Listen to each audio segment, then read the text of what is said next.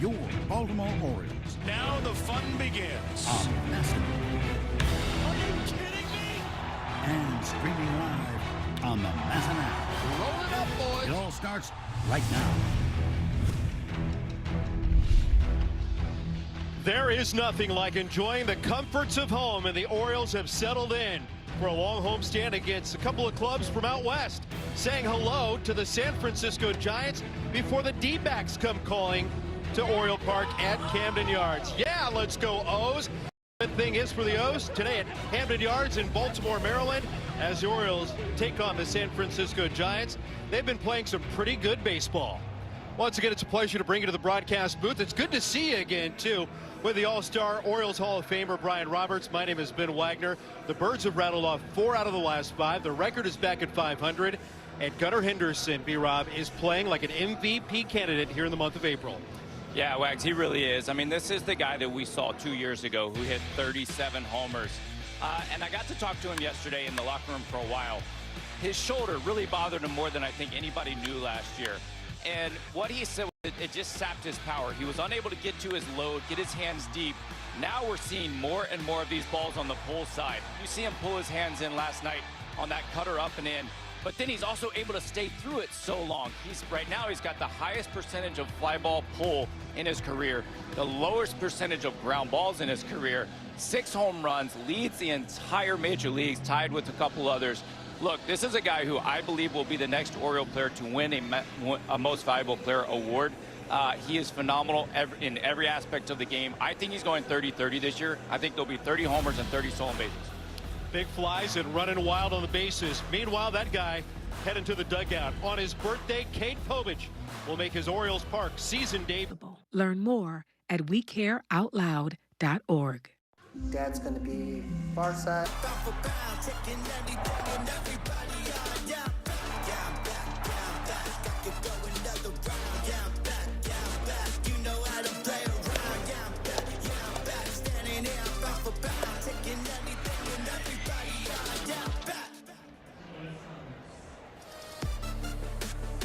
We are back. Not with you on Friday or Saturday. There was an off day coming off the road trip, so we're settling in with a really nice crowd in downtown Baltimore to close out the first of the 2 series in this homestand. Orioles dropped the opener against the San Francisco Giants and had a really nice bounce back on Saturday night to tee up this series finale. Cade Povich bolting out to the bump, making his home debut after an emergency got him into the Orioles rotation. It wasn't as lined up. He was supposed to grab the opener in Chicago because Chris Bassett went so sore last Sunday, a week ago today. He into emergency relief role. Yeah, he did, and he did a terrific job going 5 2/3 innings, allowing 4 hits and 2 earned runs. But you see last season, made 20 starts, 3-8 record, a 5.21 ERA. We know that, look, Cade has the ability to come out here and be a starter in this rotation. He's done it for a couple years in a row now. This year, didn't make the team immediately out of spring training. With that one out, he's got an opportunity to really step up and maybe take hold of this 5th spot in this rotation. He's made some adjustments. I really liked what I saw in his first outing. The fastball command was much, much better. I think he's got some new weapons in that tool bag this year. The guys, Drew French and them, have done a terrific job with him also working on some of that stuff. So I'm excited to see what he does here today. Now let's take a look at today's Bet365 player prop spotlight. Bet365, where winning is everything. Can he get 5 1/3? That is the over-under for Cade Povich leading into today.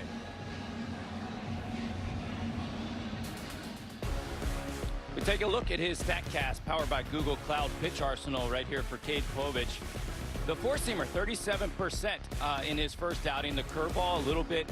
He's added a new pitch a little bit called the cutter or jutter or whatever they want to call it these days. The changeup, obviously very good, 1 for 5 in that outing.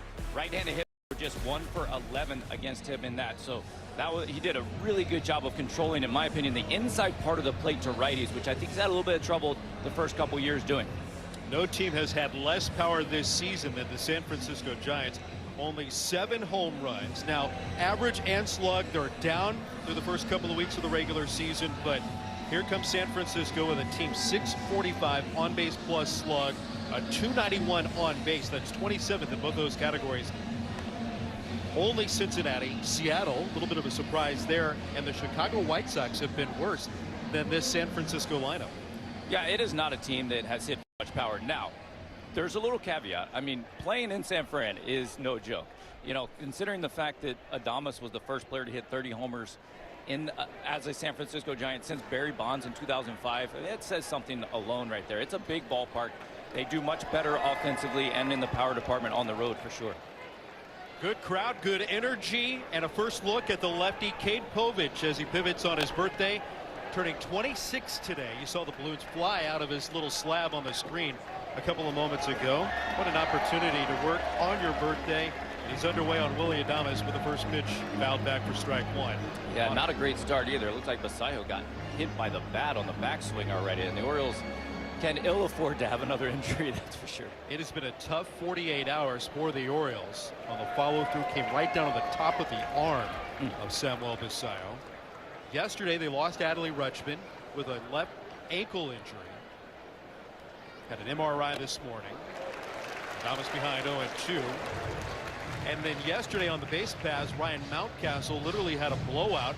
Weren't sure in the moment whether or not he just lost his balance, but then he left the lineup.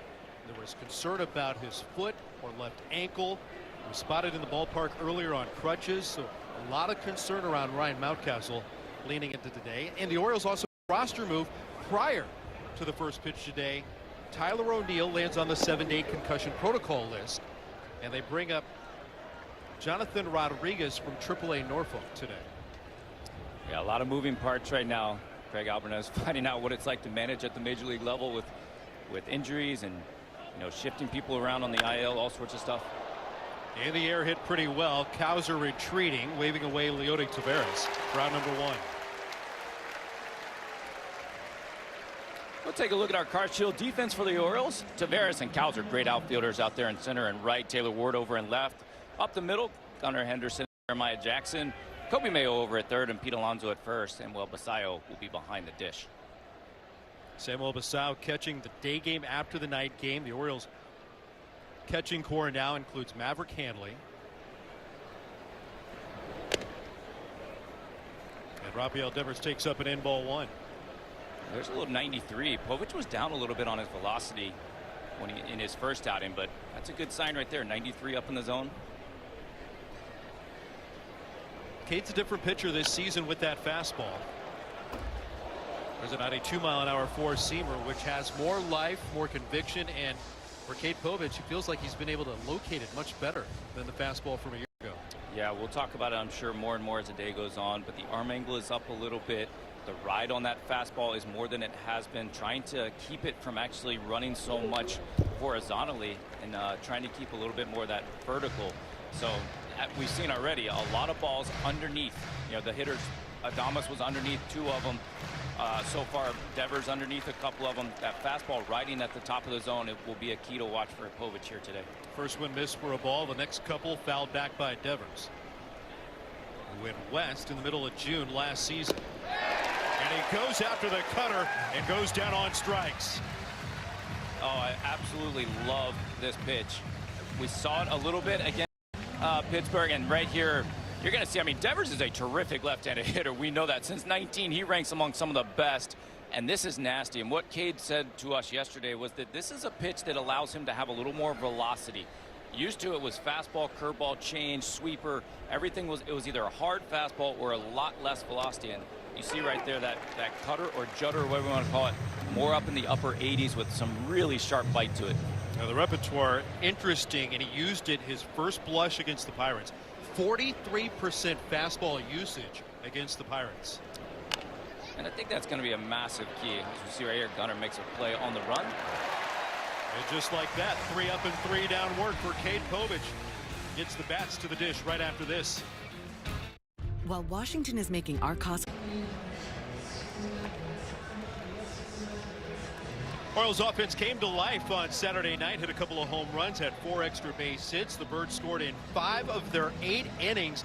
They came to the plate and bring in the second best American League OPS And a lot of it has been driven by the leadoff man, Gunnar Henderson, for first-year manager Craig Albernas. Let's take a look right here. San Francisco towing the rubber. Adrian Hauser, the 33-year-old, 6'4", 227 pounds, making his third start of the year. Last year, made 21 starts, had a really solid 3.31 ERA. Didn't even make a team out of spring training last year. Worked for the White Sox and the Rays, though, in those 21 starts. Against the right-hander, Adrian Hauser, whose first pitch to Gunnar Henderson. Misses a little bit outside. Gunnar went into the leadoff spot on Wednesday in Chicago. He's homered in 4 of his last 5 at-bats, or 5 games. Orioles are back at 500, winning 4 out of the last 5.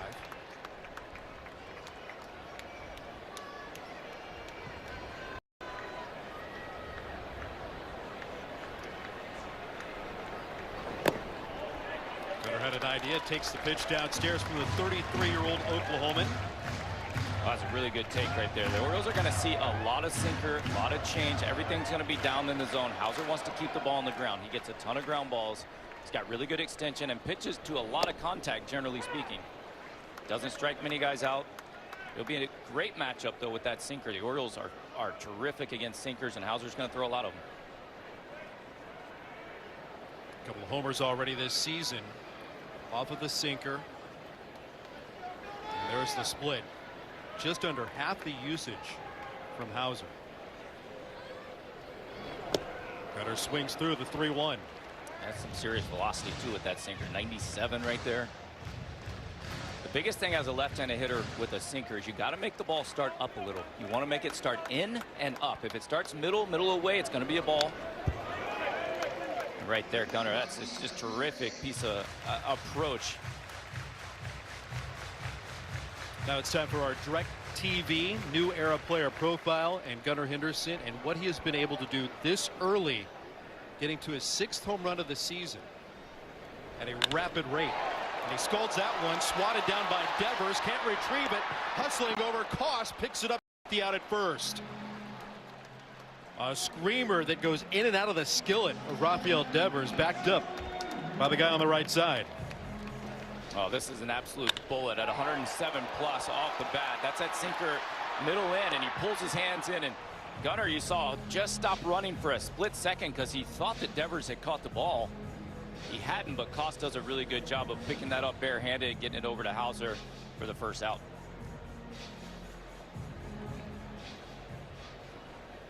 That'll bring up Mr. Doubles. Taylor Ward.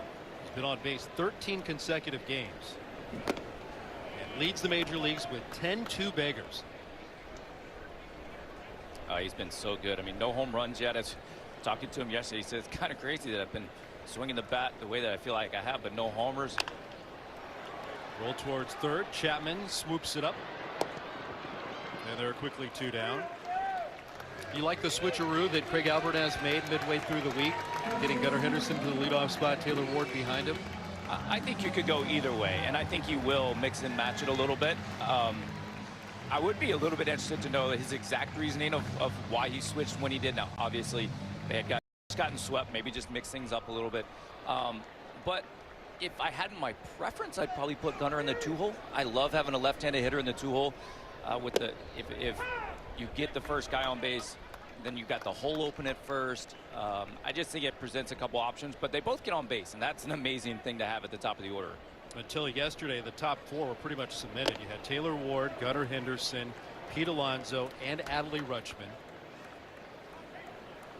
No Adley Rutschman for the next 10 days. Alonso bumped up to 3. Samuel Bassao goes into the cleanup spot.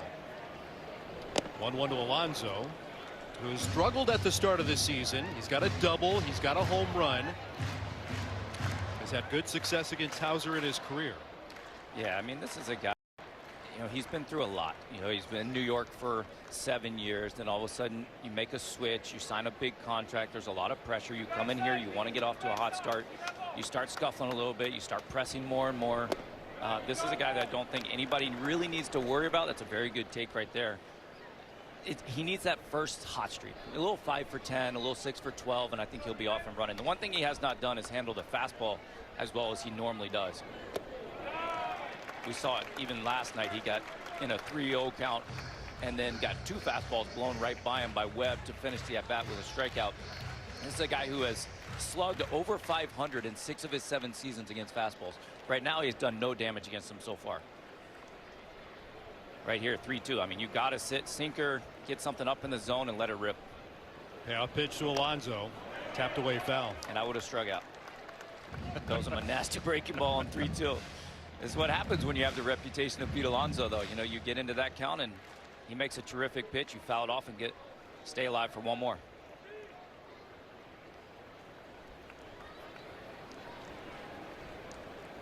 Three-two coming. And he missed outside. Base runner for the Birds. Well, his 3rd walk of the series, so he continues to get on base, which is a good thing. I think he's seeing the ball better and better. I really do. The hits just haven't quite come yet. He has done the little things. His defense has been really good over at first. He is grabbing the base on balls. He even swiped a bag yesterday. Base yesterday. And that's the thing. You can contribute in lots of ways when you're not hitting. This game is so up and down. You're not always going to be swinging a hot bat. He looked like he even tried to get a jump right there. A little bit of a jab step away from first base. I love the way they played the game last night. You see 3 stolen bases last night, just 4 in the first 13 games. I think that's something this team needs to continue to do. When you're not hitting a lot of homers, you got to find ways to manufacture some runs. Basallo slugs it to the gap in left center field. It's carrying well and gone!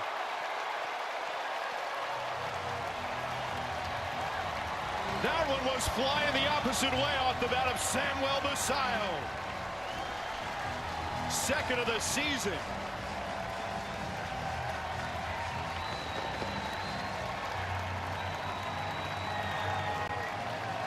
Two-out, big contact from Sam Bam Basallo. Oh, what a swing right here, Wags. I mean, this is what we've been waiting for. These guys will get hot in the middle of this order. I mean, there's too much power. These guys are too big and strong. And Basallo, man, what a swing that we'll get to see, I'm sure, again in a minute. But that is some serious oppo juice. Dylan Beavers, who jumped into the big leagues last year, gets a first pitch breaking ball for a strike. We heard one of the hitting coaches, Brady Nord, talking before the ball game about Samuel Basallo, the pressure that he's putting on himself. He signed the contract extension last year, just after coming to the big leagues. How much pressure he wants in the moment, wants to perform, and he wasn't worried. Well, and honestly, it's a lot like Pete Alonso. You know, you get this big contract, you think you're supposed to come in here and just be the man, and you feel like you got to carry all this load when you really don't, you know, and it'll take him a little while. He's so young, but so gifted with a bat in his hand. And that swing right there with a 2-seamer, a sinker at like 96.7, to stay on that ball and drive that thing 390 feet the other way, that is some special skills with a bat. 2-0 jump for the Orioles. And I'll be honest, Ben, I wonder if Rutsch being out for 10 days and Basallo getting behind the plate every day and really getting into the flow, it really might help his bat, I think. Pitches downstairs on Beavers, 2 balls and 2 strikes. We're not really sure of the timeline where Adley Rutschman was scratched from the lineup and then Samuel Basallo jumped in to do the catching last night, but Craig Albertaz, who's a catching guy by trade, he loves to talk catching, raved about how well Samuel Basallo did in the emergency situation yesterday. And it is a rhythm to the game and a rhythm to the day for every regular backstop. Oh, definitely. And just, I think when you're struggling, DHing is one of the hardest things to do, because we heard Devers talk about it even from last year when he came over and he couldn't play the field and he was DHing and struggling. All you think about is your next AB. Dylan Beavers goes in the glove. Samuel Basallo's got his 2nd of the season. And he has the O's on top, 2-0. Cheerios, made with tasty whole grain oats for a day full of good.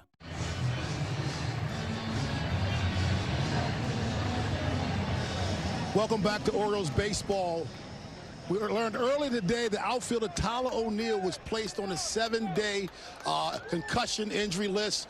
Jonathan Rodriguez was called up to replace him on the roster. We also had a chance before the game to talk to Orioles pitcher Zach Eflin, who just recently underwent Tommy John surgery. He talked about the disappointment of battling back from back surgery and then having this happen. When asked why he thought it was important to get back, he said he was going to do whatever he was called to do. He felt it was necessary to be here with his teammates and to still be a part of this team. We asked him also if he had felt some kind of warning signs to this recent injury. He said no, he felt good, and all of a sudden after one pitch it felt like a hamstring cramp in his right elbow, and he knew something was seriously wrong. But he seems to be in good spirits in the sense of wanting to be here with his teammates and feeling like he still has a role with this team and this organization. It was great to see him, Rob, down in the clubhouse earlier today. He said the last 4 or 5 days his mindset has really changed, his desire to get back to the ballpark. Casey Schmidt since was to the corner, and Taylor Ward is there to haul in the 4th consecutive out for Cade Povich. And I said this all through spring training, B-Rob.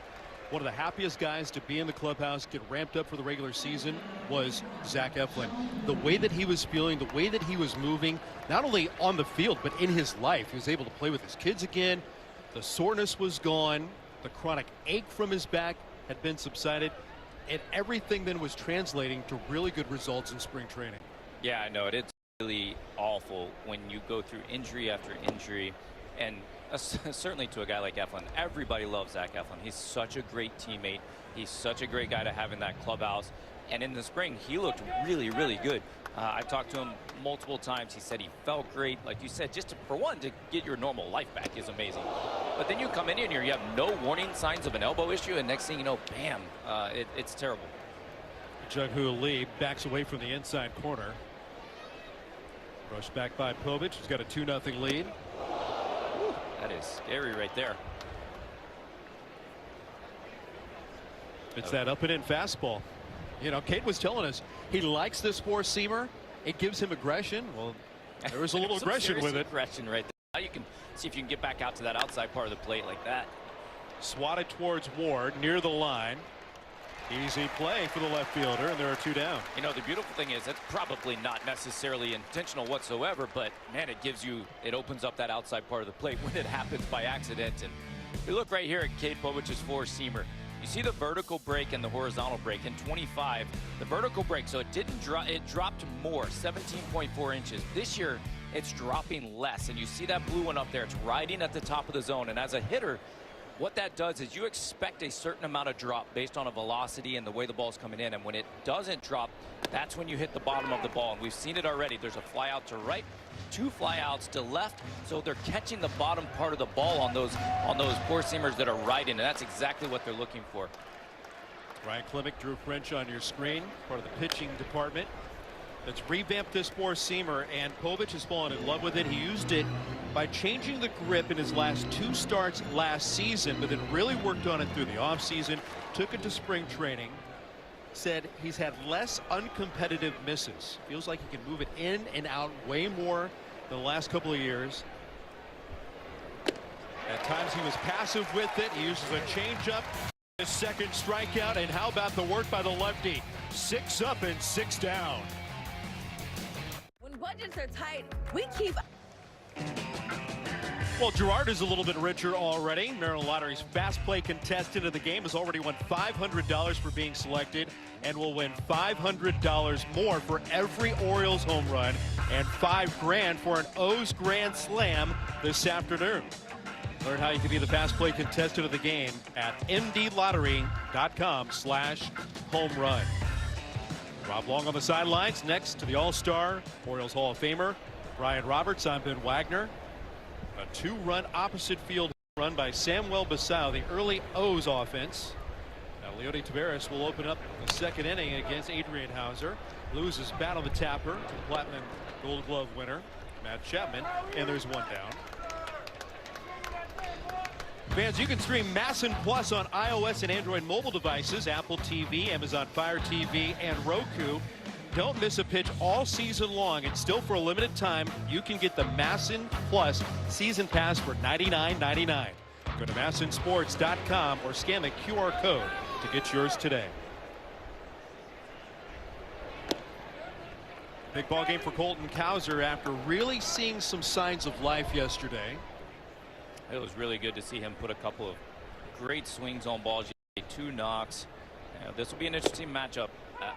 I will be shocked if he sees very many fastballs today after getting a couple hits yesterday. There's going to be a lot of off speed, a lot of breaking balls. But you see that he got that changeup from Logan Webb yesterday. Got it up in the zone a little bit, and he smoked that thing. The second hardest one of his career on a changeup. There's a good take right there. I mean, I think he has to. We talk about it a lot, but he's going to have to continue to start sitting on some of that sort of stuff just to get them off of it. I mean, he has only seen 29% fastballs. That's crazy. That is, I mean, most guys are going to be in the 45 to 50 at least range of fastballs.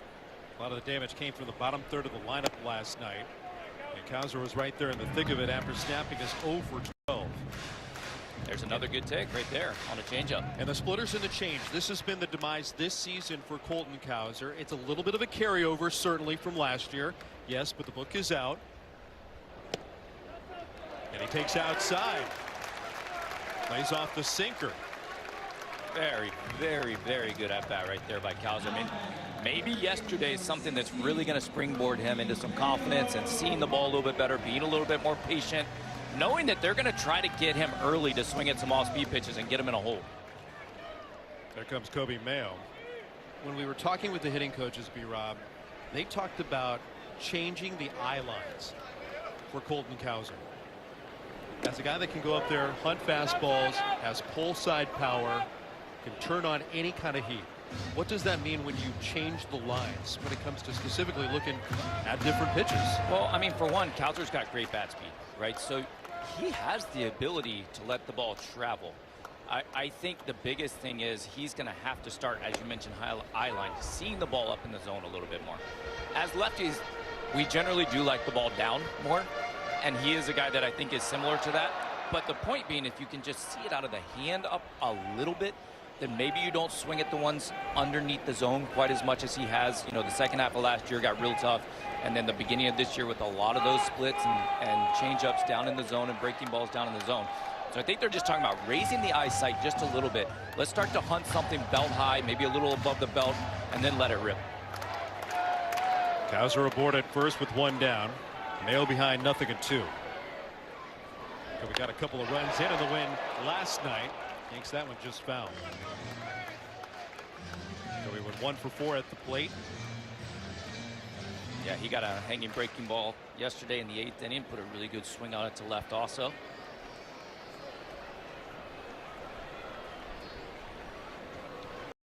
These two guys, man, they come with such pedigree, right? Cowser, Mayo, they're still trying to get their bearings at the big league level. They really are. And Kobe getting a little bit more of an extended chance right here. You'd love to see him carry over some of what he did in September. It hasn't happened quite yet. He's got a ton of runway to play third base every day. Borderline pitch, and he takes the 95-mile-an-hour fastball. A lot of shifting around for the Orioles when they found out they were going to lose Jackson Holliday away from second base. And then Jordan Westburg not had 1 but 2 injuries. That opened the door for Mayo here early in the season. Yeah, it really did. I mean, obviously signing Pete Alonso, you thought that Kobe was probably going to get pushed out, squeezed out, and Mountie even some. But then when Westy went down, you know, that spot opened back up, and they've definitely given Mayo quite a bit of runway, as you said, to go over there and play. And I think he's handled third base respectably for sure so far. Now we just got to get that back on. 1 down, runner at first. Hauser's 2-2 with the runner going. Cut through by Mayo. Good throw down to the bag. And a strike him out, throw him out. Double play to retire the side. Good throw by Susac down to the bag. It's tough to fill in for Andrew Bailey, but he has been outstanding. Jose play on. You know, my phone still works down here. It's crazy. Orioles baseball on Masson is being brought to you by the Law Tigers. Injured in a motorcycle accident? Call 1-800-LAW-TIGERS. And by Bet365, where winning is everything. Those kids are winning at a ball game. Cool hats, good eats. And the O's on top 2-0. Great Sunday right there. Sunday fun day. Daniel Susac with a catch and throw to get the inning double play. Leads it off and pops the first pitch off his fist. Jeremiah Jackson going back. Hauser running in. Makes the galloping grab. And this fantastic start for Cade Povich continues. 7 up, 7 down. Yeah, no doubt. I mean, coming off of the Orioles scoring in the first, you want to have a shutdown inning no matter what. But, man, the team ERA in the second inning has been rough so far. 10.93, highest in Major League Baseball. They have dealt all the other innings. So you see just the third lowest in all of baseball, 2.96. So Cade, he killed 2 birds with 1 stone right there. 1, 2, 3 in the second inning. Got over that bugaboo of the high ERA and also a shutdown inning at the same time. So terrific job. And we're seeing a lot of balls up in the air. That fastball riding, hitters just under it. I love what he's doing. And he's pounding. He's thrown now almost 60% four-seam fastballs already today. He is just pounding the zone with it. Gerard Encarnacion out in front. 2 balls and no strikes. It'll be interesting to see the second time through the order if he features the curveball a little bit more. Well, I will say this. This is what I think. There's a beautiful curveball to get back into a count at 2-0 right there. I mean, that's big league right there. But what I love is that to get deep into a game, which we talked about a little bit earlier, like, can we get through 5? Can we get through 5 2/3? Can we get into the 6th inning? You've got to be able to get through the first time in the order without showing them everything you have. And there's that life right there. 93, painted up. He got himself back in the count with a good breaking ball and then runs that fastball up in the zone. But that is something that, like, I remember we faced Pedro Martinez one time. He literally, I believe he threw almost all fastballs except maybe 1 or 2 the entire first time through the order.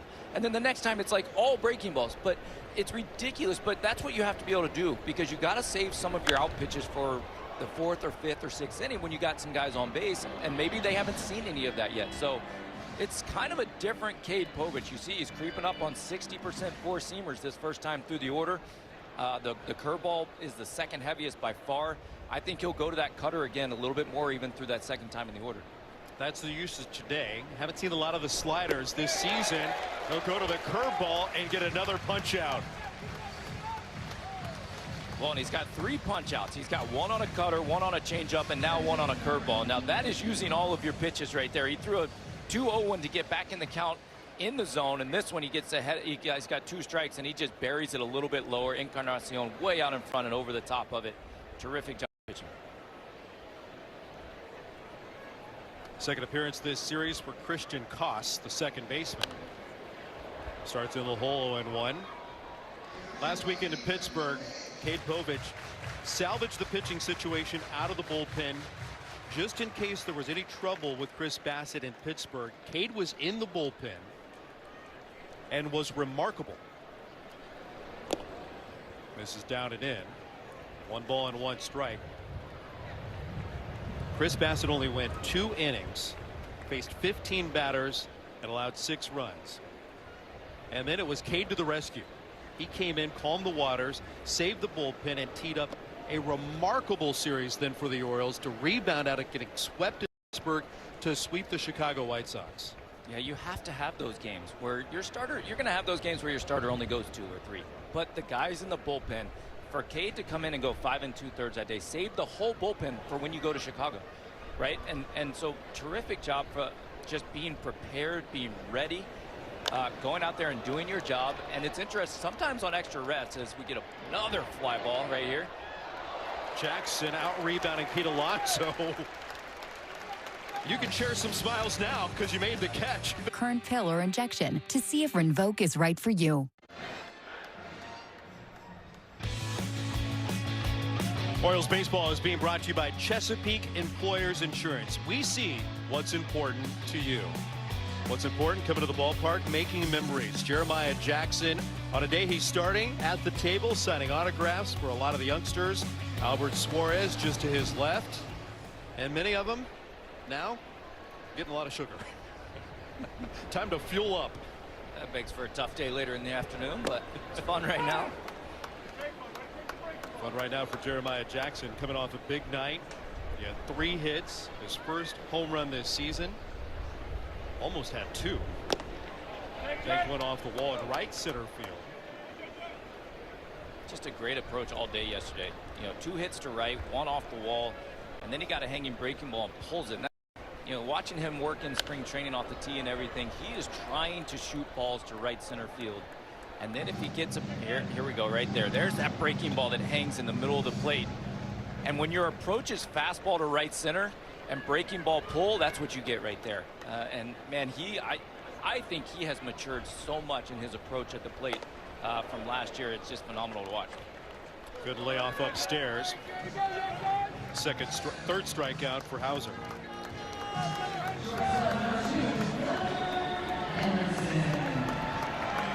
Yeah, this is that. He will run the four-seamer out. He uses that two-seamer almost exclusively, but when he gets to 2 strikes, he will occasionally run the four-seamer up in the zone. That's what he did right there to Jeremiah. There's Gunnar Henderson. Gunnar hit a laser his first time up. Glanced off the glove of Rafael Devers. Cross bailed him out on the play. Gunnar in a 3-way tie for the home run lead in the major leagues with 6. Yordan Alvarez had 3 home runs in his first 5 games in Houston. He's now homered in back-to-back games to draw equal with Gunnar. And then Jordan Walker, whose new stance is giving him new production for the St. Louis Cardinals. Yeah, they've been waiting for that Jordan Walker for a couple years now, and he's really starting to put it together, it looks like. Longest home run in the big leagues last night, 429 feet to dead straightaway center field. He's got 5 home runs in his last 7 games. Made a huge splash onto the scene. But then all of a sudden, the home runs just disappeared. Well, this game gets hard sometimes. Yeah, it does. Especially for a young player, right? Oh, yeah. 111 games last year for Walker. He has now equaled his home run total from last season. That is a mile high. Susac over the on-deck circle, runs out of room. And he came up with a lot of fanfare also, and it just, you know, it's not easy for sure. Oh, you see right here, Gunnar Henderson is hitting for power big time this year. The ground ball rate is, and so what we mentioned in the pregame was that Gunnar is getting the ball more in the air to that pole side enormously, less ground balls, and that is because he's able to get that left side loaded up in the back. That's a really good take on the changeup down, and that's the one pitch he struggled with actually so far this year. But here's some of the numbers we were getting at. Was it the ground ball rate last year was up quite a bit, 48.5%. This year down to 36%. The pull in the air was really low, and that is, like I said, mentioning he was talking about being able to get loaded. As in pull it again to first base. Devers is just taking a beating from Gunnar over there today. Henderson's playing pepper with Rafael Devers. Well, this time safely. Yeah, Koss couldn't bail him out this time.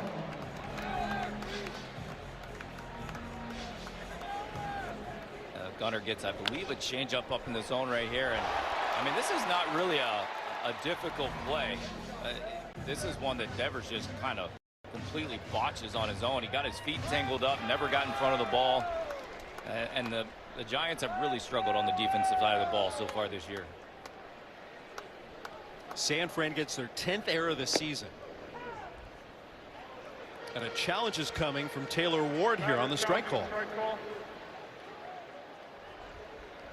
ABS is powered by T-Mobile. And it was a ball. Home plate umpire Chris Siegel today. Call flipped by ½ an inch.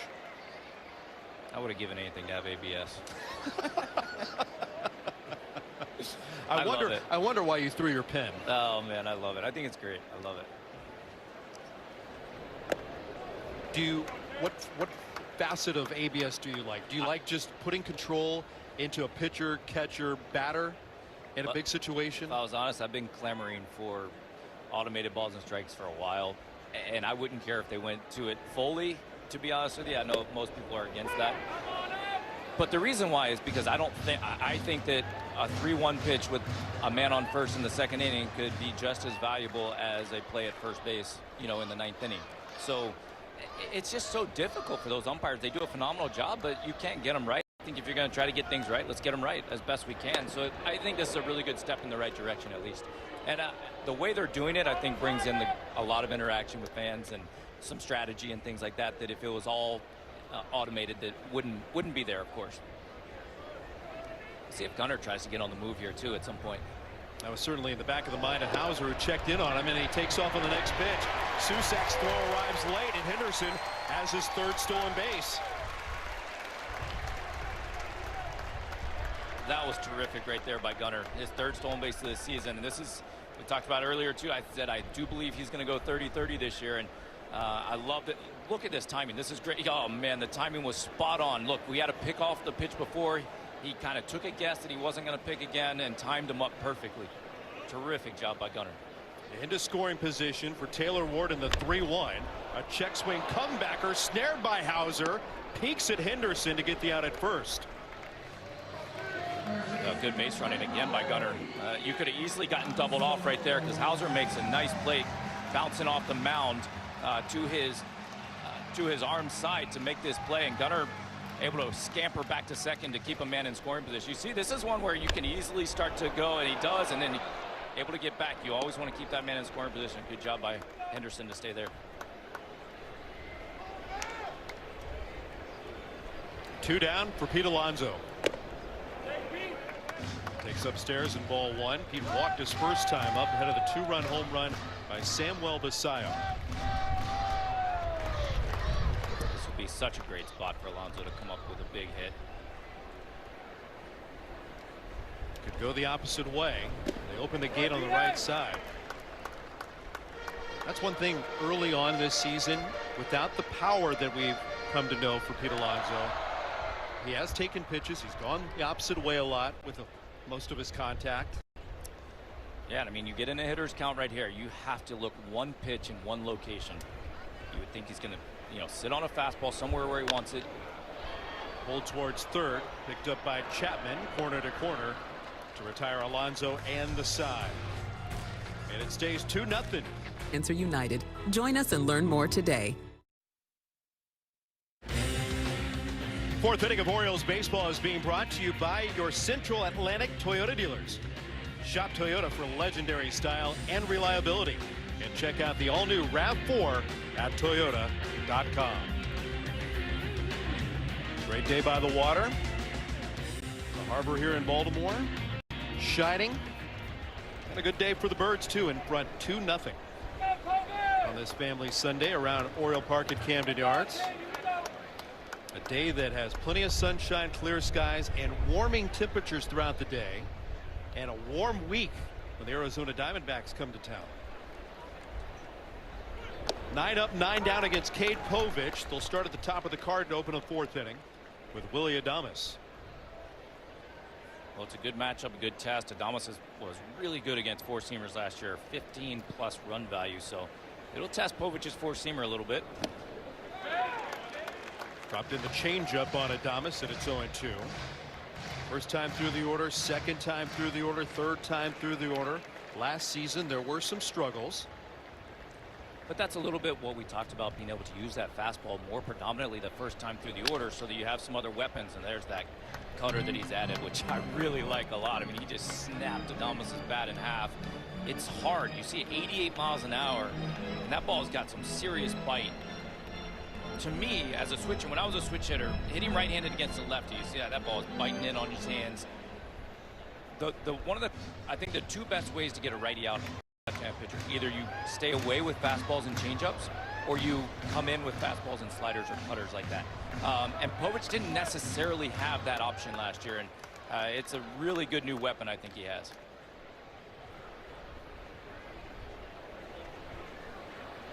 In front 0-2.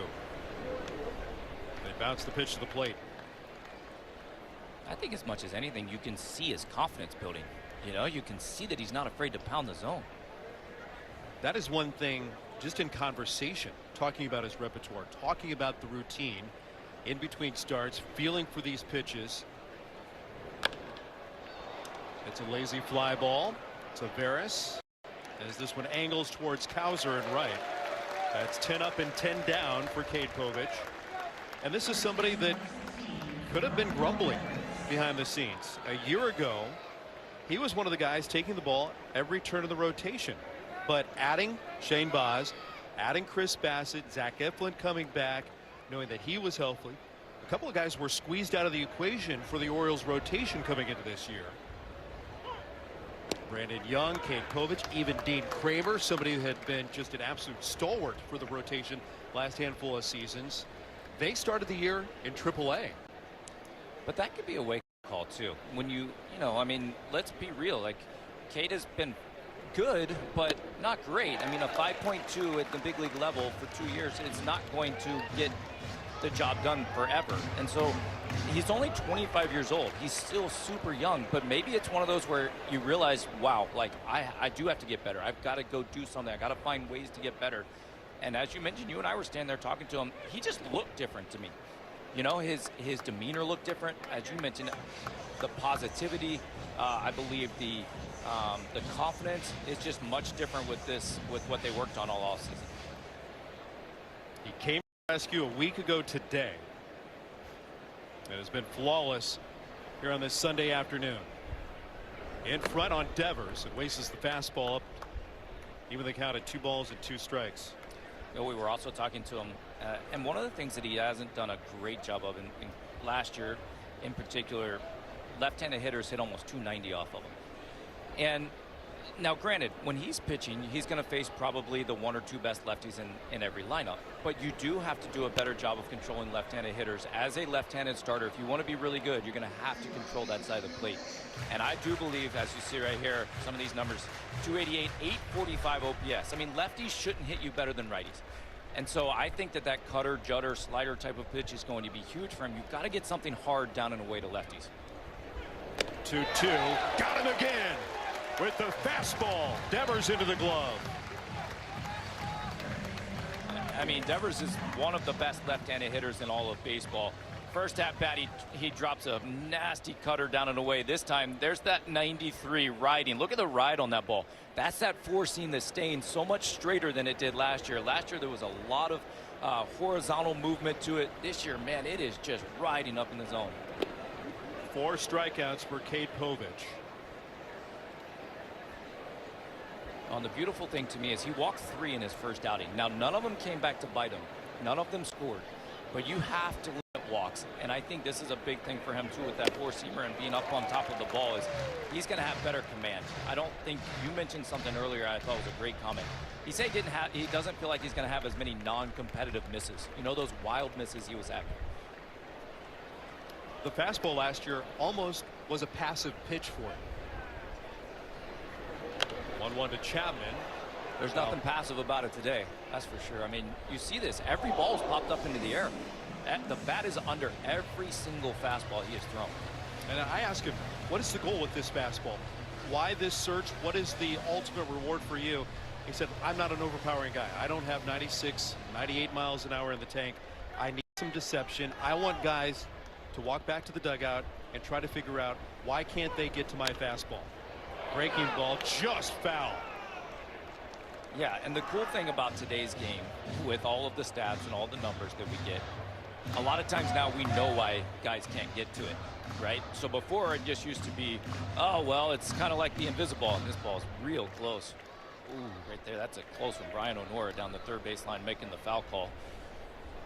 But now you can put numbers to it, and what we know now is that either it's spin or it's the amount of induced vertical break, generally speaking, is what keeps guys from squaring that fastball up if the velocity is not up in the upper 90s.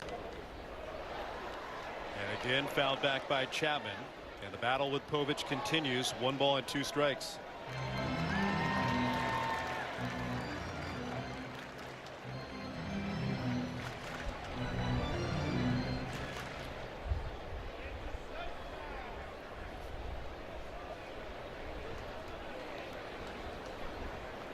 See if he goes to that hard cutter down and in. It kind of looks like he might. Up the middle towards Taveras. He's there. There was contact, but it's been perfect so far. 12 up, 12 down for the left-hander Kate Povich. And a guy on the left side of the plate, Samuel Basayo, delivered his first. Orioles.com/memberships.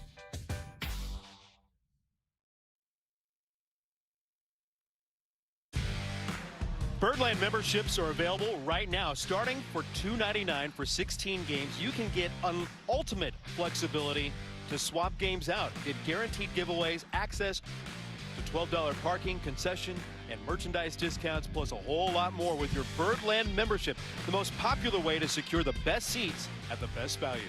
Learn more at Orioles.com/membership. Right there in the middle of your screen, leads off the 4th inning. Made it 2-0 with his 2nd of the season. Hauser misses down and away, taking over with the only blemishes against him back in the 1st inning. He issued a walk, but got to strike him out, throw him out of the 2nd inning. Infield base hit back in the 3rd. On the left side, Chapman on the dirt. Handles the pop-up, and there's one away.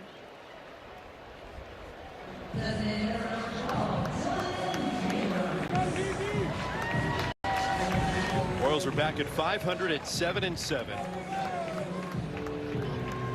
Still trying to get their sea legs offensively, I think. Yeah, look, it is so early. In my opinion, if you can just hang around 500, you look at the league all the way around. There's nobody that's really doing much. You know, there's a couple that are a few games over 500. So I think I read a little bit about some guys saying, look, we haven't really played very well, to be honest with you. We've had a couple games where we played well, but when you're not playing great and you can hang around 500, you're doing exactly what you need to do early in the season. They will get their sea legs, as you mentioned, and it's been cold. It is tough to hit early in the season at times. You're generally going to get some aces running out there. Everybody's about as healthy as they could be early in the season, so it'll get better and better. Beavers out in front, 3 balls and no strikes. How much of that is just finding a rhythm in the regular season now that the lights are on, or is it getting to know a new coaching staff? The hitting department is brand new. Some of the information coming to these players. I think it's a little bit of all of that. They got a lot going on down there, no doubt, when it comes to just all the new things going around. You see, I'll be right there. But I do think he's super loose. I think the guys really like playing for him. Everyone in the clubhouse seems loose. They're having fun being there in the spring. I heard nothing but rave reviews about this new staff, and I think the energy level is great. But this is, look, it's kind of like the first day of the Masters on Thursday. You can't lose the Masters. You can't win the Masters on Thursday, but you can lose it. And it's kind of the same thing in the early season. You don't want to start 1-12, but as long as you just hang in there, you're fine. Payoff pitch, lobbed out to left field. Ramos is there, and there are 2 down. The Truist Club is the newest private all-inclusive experience, providing a year-round platform to host clients, reward teams, and stand out in a very crowded market. There's no planning, no logistics, no stress, just show up. Offering prime home plate views, combining the atmosphere of the most iconic ballpark in America with a premium game day environment. Learn more at Orioles.com/Truist Club. Have you been in there? Boy, I was in there earlier. That place is spectacular. It is unbelievable. And if you've been at Oriole Park and you've seen the view, the warehouse, the new video board, it gets even better in that intimate environment. And they've done a nice job with some of the memorabilia, the garnishments, if you will, the decor that's in there. Well, this is my first time at the Yard this weekend, and man, the upgrades are incredible. The scoreboard, all the things that have happened along the concourse, phenomenal. And Tavares, when he gets a start, he has been terrific. He has reached base now 11 out of 21 plate appearances in his 6 starts. He loves to start, that's for sure. Yeah, the base hits are there. That's his 7th of the season. Maybe what you weren't prepared for, the walks and the patient at bats. Oh, he's had really good at bats all the way around. This one maybe gets it off the end of the bat just a little bit, but able to stay through it long enough to lace a line drive into right field. Do it on both sides of the plate. 2-out base runner for the Birds. Hauser pulls the breaking ball foul for strike 1. You know what I did last night? I don't. Dramatic pause. Yes, thank you. Thank you. I came to the game as a fan. Yes. I strolled around the ballpark and I got a taste of some of the new features. I went to some of the new areas, including the Pure Rager Pavilion out there in dead straightaway center field. Now, I loved the Coors Light roof deck over the last couple of years, but I wanted to see the pavilion in action and what it was all about, and it was a great time. TVs, Music before the ball game blaring out there. Lots of beverages, just a very big social environment. Well, I did the same thing kind of Friday night. I was here as a fan, slash. You were stopped every 5 steps. We did a few things, but we signed autographs out in the bullpen, above the bullpen, and man, they had live music going. They had a DJ going out there. There were literally 50 people out there dancing out there. I mean, this place is hopping, and I love what they've done, and it's just going to continue to get better and better. But man, it doesn't get better than Oriole Park. It really doesn't. It's enhancements, right? They didn't change the intimacy of Oriole Park. What you've always loved about this ballpark, that forever changed how ballparks are thought about and then constructed and brought to life. It's only been enhanced. Absolutely. Even Tony Vitello said this is, you know, he's been wanting to come here forever because it's such a great ballpark.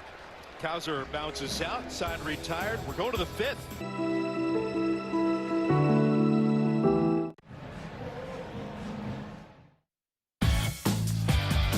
This copyrighted telecast is presented by the authority of the Orioles and may not be reproduced or retransmitted in any form.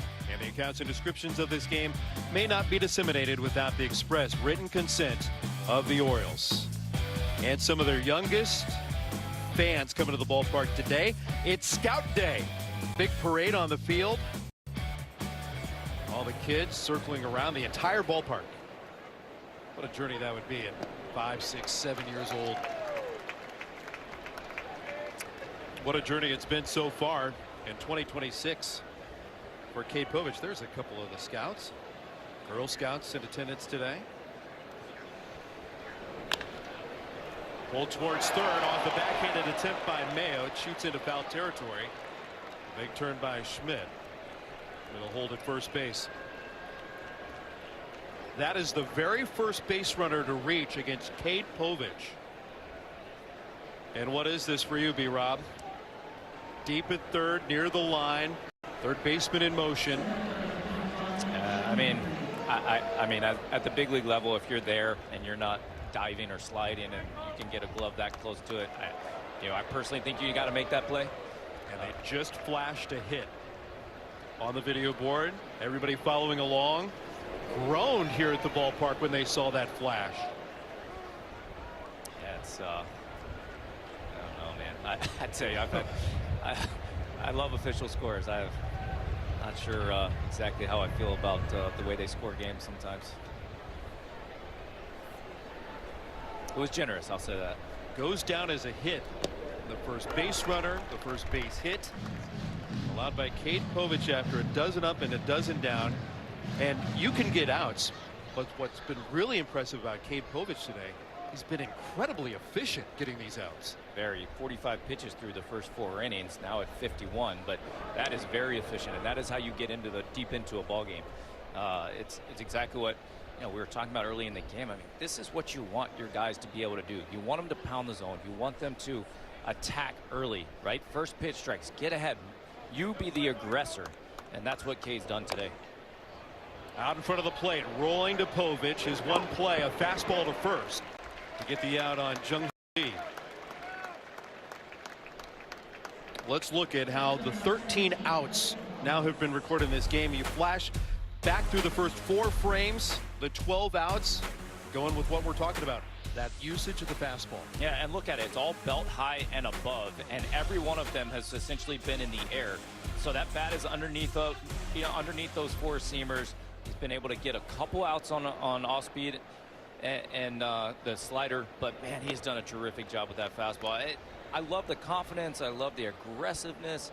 As you mentioned, I think that Cade wasn't always the aggressor on the mound. He felt like he was maybe a little defensive in the last couple years. It doesn't seem that way right now. It was a very mature conversation with Povich in the clubhouse yesterday, and he admitted last year he was worried about too much with the fastball. He was passive with its usage, worried about the carry and some of the metrics around it. That's where the numbers are good sometimes, but sometimes they can mess with you. But the thing is, now he knows his numbers are good, I think, in a different way. And when you know something is good, then it builds your confidence in it. So because he knows he has more ride on that fastball, because he knows there's more life at the top of the zone, he's not afraid to use it. 1-2, down and in.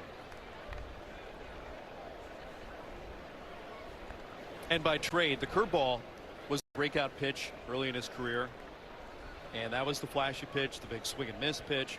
He said, my fastball sets up the curveball better. It sets up everything in the repertoire. It has to keep hitters honest. And he has found that with his fastball this season, much different than any other year in his career. That's tapped away. Count stays even at 2 balls and 2 strikes.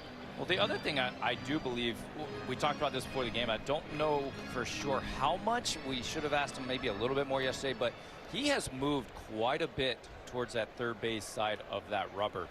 And I believe that's creating a really good angle to these right-handed hitters like that right there. To be able to get the ball to the inside part of the plate against righties is huge. And, you know, like I said, 1 for 11 against Pittsburgh in his first outing. He has controlled that side of the plate, and I don't think he did that the last couple years very well at all. Yeah, some of the bugaboos last year when he misses, it was arm side. Very much so. Very much. 3-2, bounce wide at third, deep in the hole. The backhand by Henderson. Long throw in time to get the out. That play developing in front of Schmidt. He had to hold it second. There are 2 away. Oh, that's a big league play by a shortstop in the hole. And you got to have the arm strength for one, but he gets over there and he's real patient with this. This is what I like. He gets a tough hop at the end, but he's there. He starts with his glove down, comes up on that hop, and then plenty of arm strength. A good stretch over there. You see that last hop came up on a little bit. Terrific hands. Gunnar continues to get better and better as a shortstop, in my opinion. Early in his career, he was super aggressive. I think he's learned how to tone that down a little bit. First pitch strike to Daniel Susak. There's a time and a place for the aggressiveness, right? Of course. There's times where you have to come get the baseball. You know, but early in his career, he came and got everything. He ran at everything, and that got him into some trouble. Now he's learning to pick and choose his spots. An opposing coach classified Gunnar Henderson earlier in his career as a violent shortstop. He played the position violently. Yes, and he has the ability to do that. You know, he's got such good hands. He made one yesterday, actually, where he came in. I actually didn't think he really should have, but he's got such good hands that he's able to get it on the run and make that play. But he's just not using it as much as he used to, which I think is a good thing. That's towards the middle, and a base hit into center field. Running with 2 out. Schmidt turns the corner.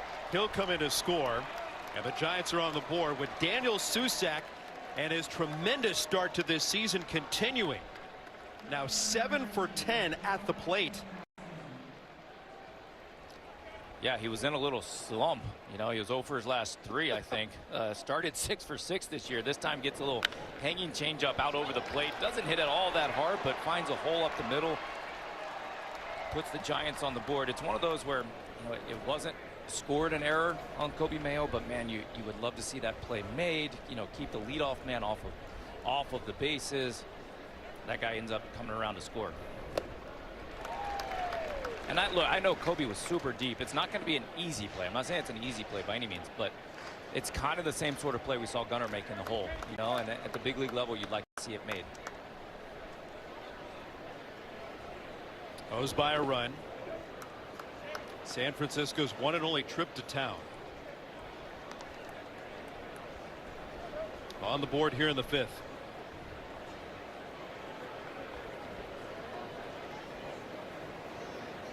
Tony Vitello, first year at the helm in San Francisco, and quite the change in scenery for the Giants skipper.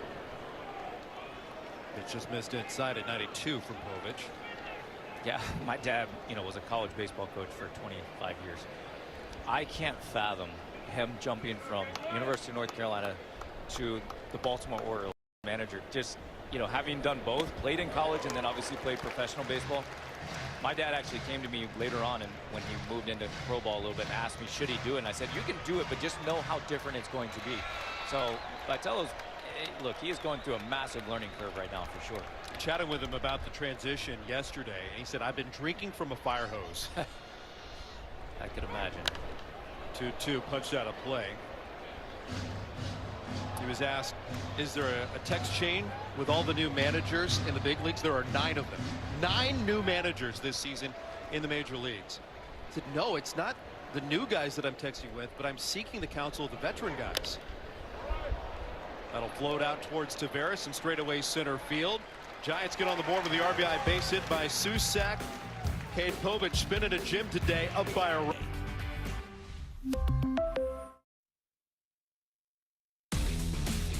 HBCU night is coming to Baltimore. Join the Orioles on Friday, April the 24th, when the Red Sox are in town to take on the O's during HBCU and Divine Nine Night.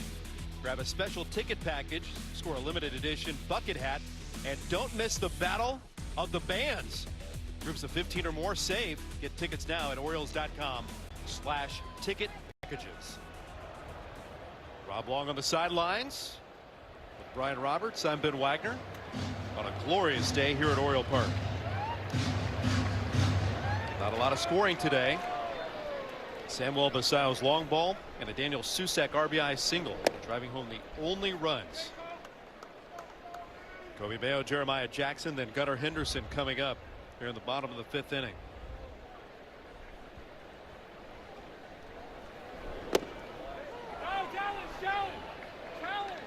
One ball and one strike on Mayo. First time up, struck out, was part of that strike him out, throw him out, inning-ending double play behind Adrian Hauser.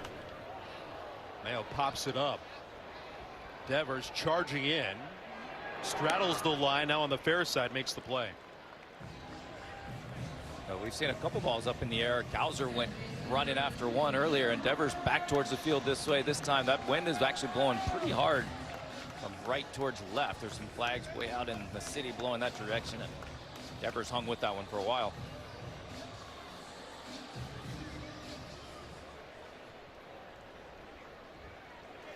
One of the strikeouts for Hauser today, Jeremiah Jackson. Spins one up and in. Third career start ever for Hauser at Oriole Park. He's lost both of his previous starts in this ballpark. Longtime Milwaukee Brewer. Signed a 2-year, $18 million deal with the San Francisco Giants, who didn't give out a lot of multi-year contracts. The club will have a $12.5 million option coming up for 2028 with Hauser. It's weak contact and a routine 2-hopper to Chapman. That's nearly automatic with that guy over at third. And there are 2 down. The rebound for Adrian Hauser, because a couple of years ago he was fighting for a job, taking off a couple of rosters after being in the big leagues with the Mets. Designated for assignment. Went into the Cubs organization for a flash. Was actually briefly an Oriole as well. Strike one on Gunnar. Yeah, he's really found a niche, and he's honed in on that sinker and that changeup and learning how to get a lot of ground balls. Came to the big leagues about a decade ago. Had a couple of seasons wiped away because of Tommy John surgery. We saw it early in the game. He was 96, 97. I mean, there's a lot of velocity still there. Big guy that throws downhill, gets good extension. 80th pitch of the game, and Henderson takes a right back up the box. He's got a 2-hit afternoon, and he takes an aggressive turnaround first and has to hustle back. Back pick to Devers, not in time. Tangled up with Devers a little bit. Henderson able to hold the bag and keep the inning going.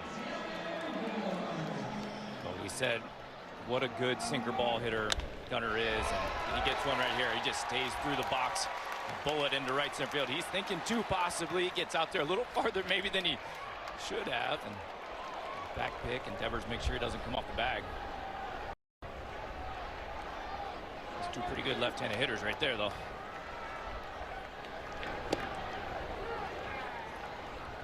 Taylor Ward starts off with strike 1. Gunnar stole second base early in the game. I would love to see if he can get a jump again. Go ahead and put yourself in scoring position with 2 outs. He had Hauser timed up beautifully. Swoops in for a called strike, and it's 0-2 on Ward. Especially in this sort of situation, when you get behind 0-2, your hitter's in a hole. What's the worst thing that happens? If he leads off, you got Taylor Ward leading off the next inning, right? I think this is one of those cases where you really try to take a chance. Pitch just missed. How about Taylor Ward in his start? He comes in today leading Major League Baseball in doubles. He's the second Oriole with 9 or more doubles in his first 10 games since Brian Roberts. back in that 2008 campaign. Like a long time ago. Well, let me remind you. You got them in bundles, twice going over 50 doubles, including 2009, where you had 56. But Major League Baseball that season, quick move over to first. And actually 3 times you had over 50 doubles. Twice you led the American League. I guess it was the only thing that kept me in the big leagues for a while. Got to find a way to get yourself in scoring position, right? That one's floating to shallow right field. Encarnacion can't make the play. Henderson's digging for third. He's in there. And they're on the corners.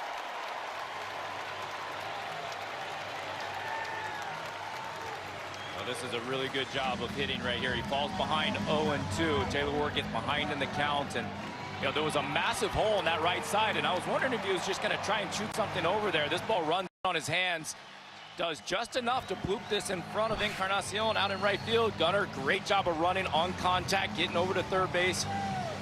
I love the aggressive style of base running that Gunnar has going on right now. He's really sets the tone for this team in so many ways, and I think base running is one of them. Let's see if the polar bear can come up with a big 2-out knock right here.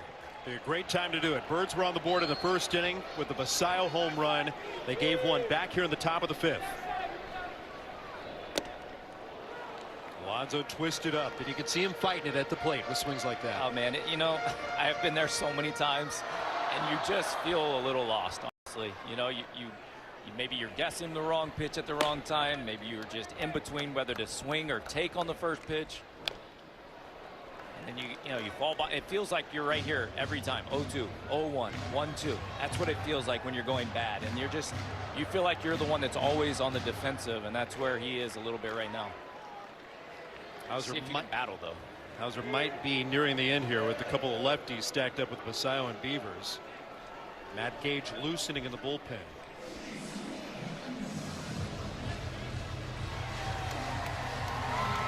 I mean, he's just been such an RBI machine for years and years and years, and you know he's wanting to come up big in these spots, and it just hasn't happened yet. He's got to take a deep breath, see if you can get something in the zone, just battle and battle and battle. Runner from first is going, and Alonso with a base hit up the left field line. Henderson is going to score. Here comes Taylor Ward. He can cruise in, and Pete delivers.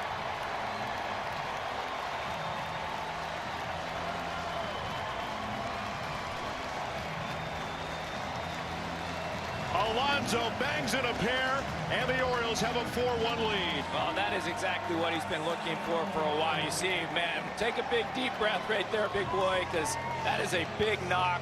0-2 count, falls behind, gets a breaking ball that's actually a really good pitch, and he just goes down with his legs and gets that thing. Look, this is a guy who knows how to drive in runs. He's driven in over 100 runs many, many times, and I think it will happen again. He's going to get red hot. He's going to carry this offense at some point. Let's go down to our Rob Long. Gunnar, you've been on base twice so far, including that base hit. How big was it for Pete to come up big for you there? Yeah, I mean, he's been working his butt off, and obviously it hasn't been the results he's wanted, but we know it's coming. Everybody knows it's coming, so as long as he keeps putting good at bats together, we know he's going to come through in big spots. You're locked in, doing it defensively, doing the base path, stolen base, hitting the ball. You're locked in right now, aren't you? Just feel like I'm back to myself. Look like you're back to yourself. Thanks a lot, Gunnar. Appreciate it. Special thanks to Gunnar Henderson. Are in the Huggies Little Movers with double grip strips. Big moves, even bigger protection. Orioles get the big swing that they have been looking for this afternoon from Pete Alonso, a 2-run double, hitting Baltimore on top 4-1. Matt Gage out of the bullpen, taking over for the 8th time this season. Lefty on lefty with Samuel Basayo. Yeah, Gage came in Friday night, got Mounty to fly out with two men on and 2 outs. Going to feature a slider, a four-seamer, and a change mostly. You see a lot of sliders to the lefty. 68% almost to lefty. There it is again. Basayo trying to cover it. 1 ball and 1 strike.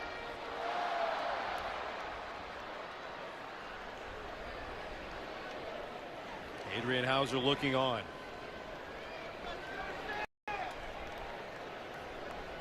Sammy's really going to have to lean out on that slider, stay on it. It's kind of like the right on left sinker that you got to make it start in. You know, Sammy's got to see this ball almost start behind him in order for it to feel like this ball is going to get a lot of plate. Look, Gage almost squaring up to second base. That's the outside corner. Basayo in the driver's seat, 3-1. Catcher's challenging the ball call. Susac with his challenge. I think that ball's off the plate. All's correct. San Francisco has 1 challenge left. By plenty, 2 inches off the outside corner.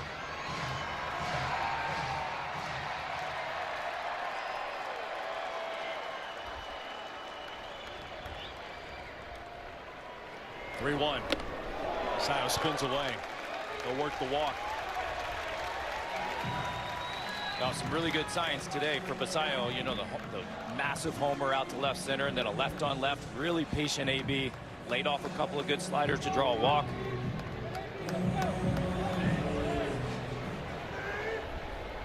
And you get Alonso and Basayo going in the middle of this order, it changes everything. It goes from a threat to hello. Especially in the absence of Adley Rutschman. Adley was so important, a switch hitting opportunity for the Orioles. He was handling at bats on both sides of the plate. We saw power from both sides of the plate all spring training. Started to trickle into the regular season. Yeah, I mean, when you take out a middle of the order switch hitter, you know, it's massive because for one, it makes it really hard on the opposing team's bullpen to match up when you have somebody like Adley in the middle of the order. So, you know, right here, they can bring in their lefty and get 2 lefties in a row. Obviously have to flip Taveras around.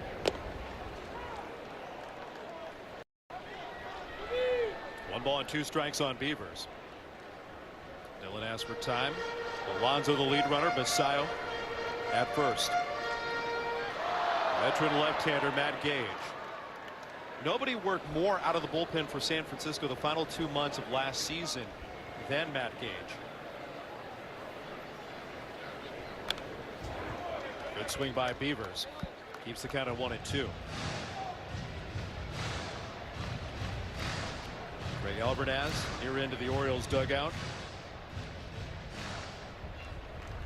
Adrian Hauser looking on. See if the lefty can close the book.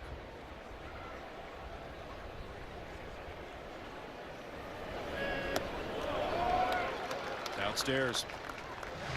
That's a really good take right there. Beavers, we know, has a tremendous eye at the plate. He's walked 30 times already in just 46 big league games. So, you know, the one thing that he will do is he will grind out an AB. He will give you a tough at bat.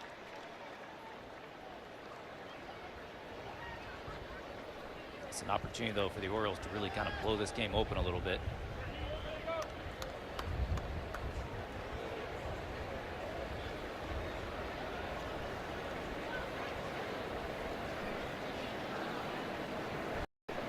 Beavers takes way off the plate. Another good tough at bat left on left. Basayo gave him one. Beavers giving him another one. Now these base runners will be on the move. You just try to get something in play right here. Put something in play hard. Those 2 big fellas out there, they need a little head start at first and second. Diesel engines are starting to run. Beavers rolls it towards Devers. He scoops this cleanly, sprints to the bag to retire the side. Pete Alonso goes up the left field line to drive it a pitch. Are you in? Let's have a look at today's Nissan pitchcast. It's been brilliant on the mound for the lefty, Cade Povich. He's been so good all day, pounding the zone. He's been aggressive. He has been the aggressor since the very first inning. Retired the first 10 he faced. He's got the fastball working up in the zone. He's used that cutter a little bit, the changeup, and the curveball for a strikeout as well. We love what we've seen so far. He has managed his pitch count. He's only at 66 pitches so far. So he's just done a terrific job all day long. 29 four-seam fastballs from Cade Povich. He's featured 6 different pitches in his repertoire. And They'll start behind on the number 9 batter. Christian Costa started to move the corners by squaring around. You know, and with Eflin down, this is what they're looking for. Somebody to step up and take that spot and run with it. And boy, I'll tell you what, the way he's throwing it today, Cade says, I don't want to let go of this spot very easily, that's for sure. Well, his first 2 appearances certainly give the Orioles front office a lot to think about. Now, he adjusted on the fly a week ago in Pittsburgh and teed up a really good series for the Orioles in Chicago. Routine fly ball. Cowser will have to fight the sun. And he makes the play. There's one down. You know, and I tell you this, Wax, like, when you know the pressure's on too, right? I mean, Cade doesn't have a job handed to him at this point. You know, last year I think he knew he was going to get his starts for the most part, but it's not always easy to go out there and compete and do what you need to do when you know the pressure's on. If you have a bad outing, it might be your last one at the big league level that year. So I tip my cap to him for that as well. He knows that he has to have good outings in order for him to stay here. Last year he was one of the guys in the rotation. Good contact, straightaway center field. So Veras right at the edge of the track, trots underneath it. That's the 17th out, by the way, for those of you following along on our early game forecast. 365 on if you bet, you won. On bet 365. And man, this is so good to see for the Orioles. Those starting pitchers get deep into the game a little bit. Especially with all these games in a row and no days off. You've got to have those days where you give your bullpen some rest. Well, strike one on Rafael Devers with 2 out, nobody aboard. Orioles are going to enter a long string of consecutive games coming up too. Exactly, and you just can't overwork that bullpen early in the year. There's hard contact. Cowser on the move. We'll watch that one sail past him. Short hop the wall. A long single for Devers. Now you wonder if you can go back a couple of weeks, even in towards the tail end of spring training conversation. Will the Orioles think about deploying a 6-man rotation? You've got guys with the ability to jump in here. Looks like all systems are go for Dean Kramer. You've had Brandon Young already up in the major leagues. Pitched really well on Monday against the White Sox. So there are options if you want to do it, and you can pick the right person to jump in the rotation. Yeah, I think you can either go that way, or you can just make sure you have that depth available and ready. You know, if you roll with the 5 that you have, and you know injuries are going to happen. They've already happened, of course. So you're going to need probably 8, 9 starters, 10 starters at some point throughout the course of the year. So to have those guys down there, have these options to bring up Brandon Young, Dean Kramer, Povich, these guys, it's really terrific depth that Mike Elias and them have acquired and accumulated.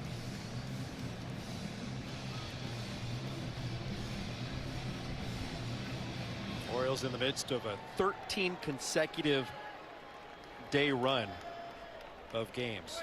Well, I said 8, 9, or 10. Last year the Orioles needed 16 starting pitchers, so you hope that you don't need 16 this year. But definitely going to have to give, you're going to have those days that you're going to have to bring somebody up and spot start them here and there.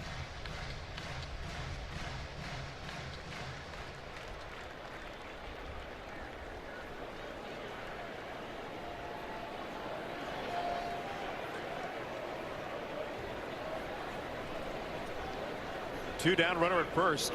And Chapman, does he offer? He does. A strikeout for Povich. He's completed 6 innings of 1-run ball.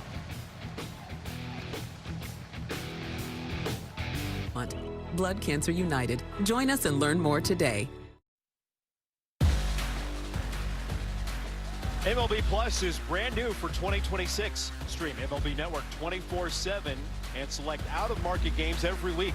Plus live radio broadcasts for every game, game day 3D, big inning, and minor league action. Visit MLB.com/MLB Plus and subscribe today.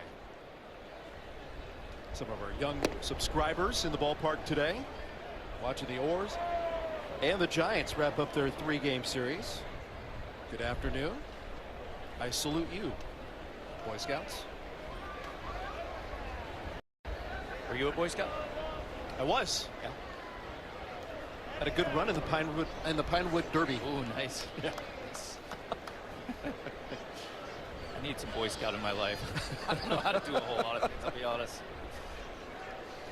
Well, stick around. Useless. I can help you change a light fixture, an outlet. I could use that a lot. We could do a little woodworking. 1-1 to Veras towards the corner. Encarnacion looking up. That ball's over his head. It is fair and rattling around next to the garage door. A double for Leody Taveras, and he's on base again. Oh, he just keeps doing it. We said 11 out of 21 plate appearances in his 6 starts. Now 12 out of 22. I mean, he just keeps going. Right here, he gets a breaking ball, and he just stays inside this thing. And you see, he backspins it because he gets under it, stays inside, and keeps it right inside that corner. A lot of crazy things can happen down there by that garage door, but nice leadoff double right here for the Orioles to start off the bottom of the 6th. Single and a double for Leody Taveras. Orioles threatening for more. Yeah, he's making it hard on Albie to take him out of the lineup, that's for sure.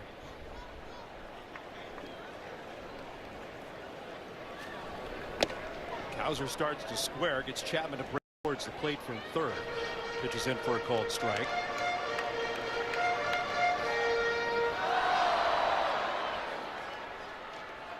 Tony Vitello thinking about the next matchup coming out of his bullpen. Ryan Walker was the right-hander loosening. Cowser squaring again.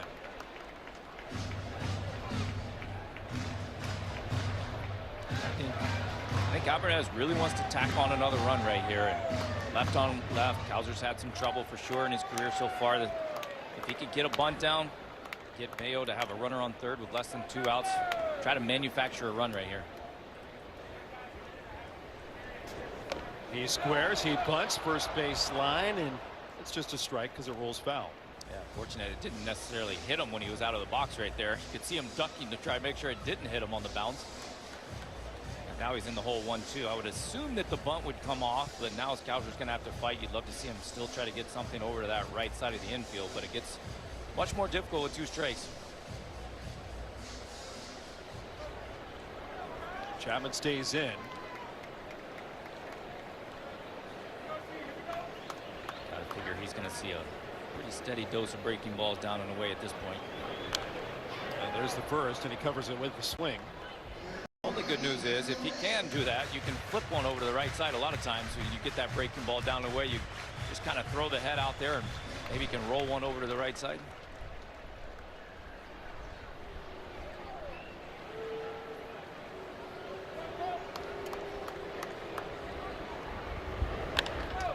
Cowser drives it up the line and left, but it bends foul. Tried to sneak the cheese by him right there with 2 strikes. Tried to catch Cowser looking for a breaking ball. Good job to foul it off. Probably one he would like to have back. It was fastball almost middle. But you know Cowser's thinking breaking ball and off speed the whole time. He sees so much of them. You just have to be, right? You just got to have to shift your entire approach. Yeah, your mindset really does tend to get off the fastball at some point, I think, if you're Cowser at this point. And that's what you'll see. You'll probably see some foul balls down the left side on fastballs just to fight them off with 2 strikes. And he's down on strikes. Got a changeup. Fans can stream Masson Plus on iOS and Android mobile devices, Apple TV, Amazon Fire TV, and Roku. Don't miss a pitch all season long. And for a limited time, Masson Plus Seasons Pass is $99.99. Go to massonsports.com or scan the QR code to get yours today. Second march to the mound by Tony Vitello. He'll make this pitching change in the 6th. Kobe Mayo is coming up to face Ryan Walker. Sentra, starting at just $22,600.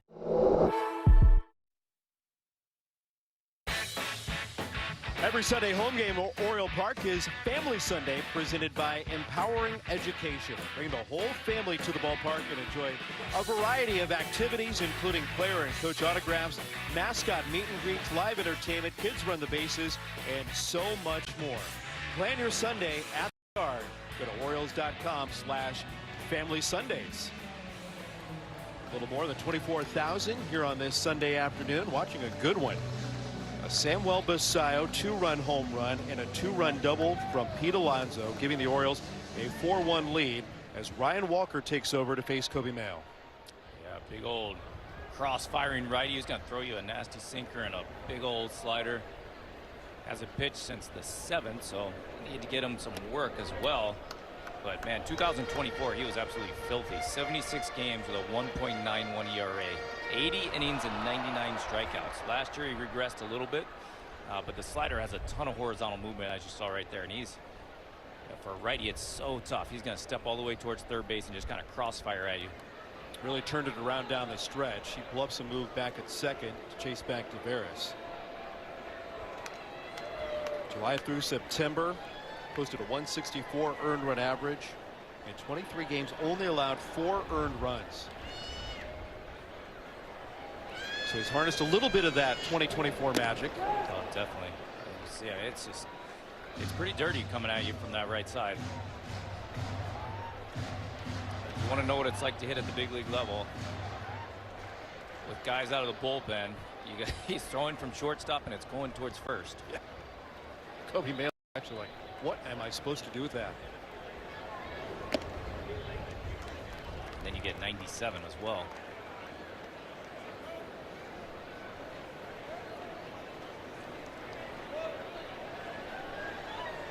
Kobe's just one of those where you really got to try to stay on this ball and try to shoot it into right field. He's got a pretty good hole in that 4-hole over there. Casas trying to keep the lead of Taveras pretty short.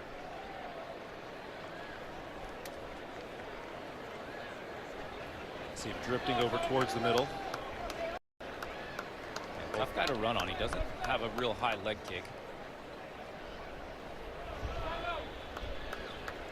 Mayo asks for time at the plate.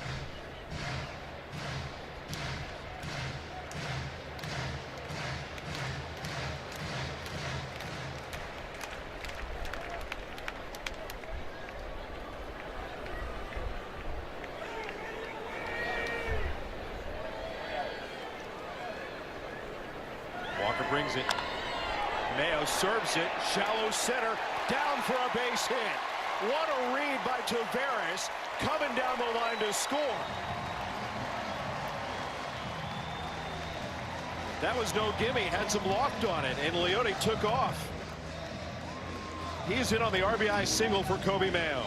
Oh, you're exactly right. That's a terrific read, but man, look at this. What a piece of hitting, too. Yeah, it wasn't hit hard, but it doesn't matter. Putting the ball in play matters at some point, and Kobe stays on this thing, just kind of cues it out into short center field. Leotis Vera starts it with a double and then a terrific read to come around and score, and there's that tack-on run we were just talking about. 4th RBI of the season for Kobe Mayo.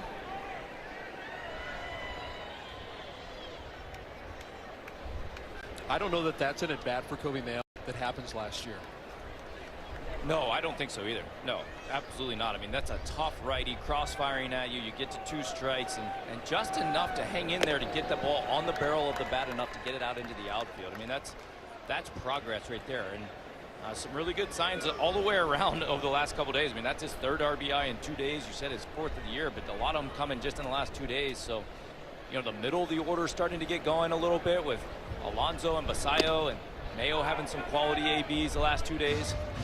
Hauser had a couple really good at-bats the last couple days. You see the offense starting to click a little bit more. Any correlation with a lot of these guys now getting 50+ at-bats into the regular season? Oh, sure. I mean, I think some of it is just getting into the flow of the season, no doubt. And I was talking to Kobe yesterday. I was talking to Dylan Beavers a little bit yesterday, and you see this. I mean, that is a nasty pitch. And yeah, is it pretty? No, there's nothing pretty about that knock, except that it's in the scorebook and there's an RBI on there, and you're feeling a whole lot better about yourself. And that's kind of what we were talking about in the locker room yesterday. Was early in the season, you know, it's difficult. That's a nasty slider right there that Jackson couldn't quite hold up on. But you know, you start to press. You look up at the scoreboard every time you come up to hit, and it's so early, and you see 125 or 179 is your batting average. There's a replay of that dirty slider from Walker. And those guys, they're young guys. They're still trying to figure this out at the big league level. And sometimes you just need one of those hits to make you relax a little bit, or to get a walk, or to start off the game with a knock. And, you know, so they're just still trying to figure all this out. I mean, you were in Chicago. It was freezing, right? I mean, it's just hard to hit when it's like that. We chatted with Gunnar Henderson after one of those games, and he was racing off the field. It's brutal. He's like, I love you guys. I love talking to you guys. Great win. Let me go inside, please. Yeah, it's much easier. I will say it's a lot easier to pitch than it is to hit a net. And so, you know, early in the season, I say maybe the beginning of June is when you can start to really make some of those calls on, hey, where are we as a team and even as an individual at times. Gunner's got a couple of hits today. Falls behind 1-2 after the whiff. And a lot of these young guys, they don't even have that many at-bats in the minor leagues, you know, all things considered. And they certainly don't have a ton of at-bats at the big league level yet.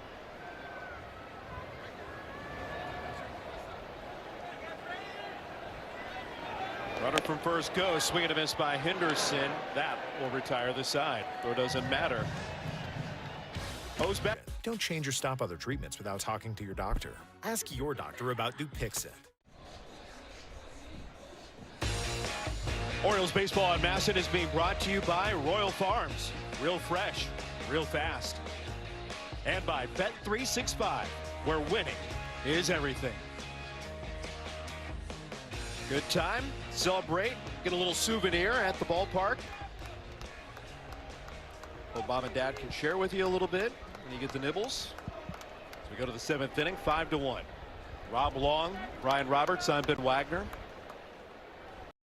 Orioles in the midst of welcoming a couple of teams out from the West to Oriole Park this week.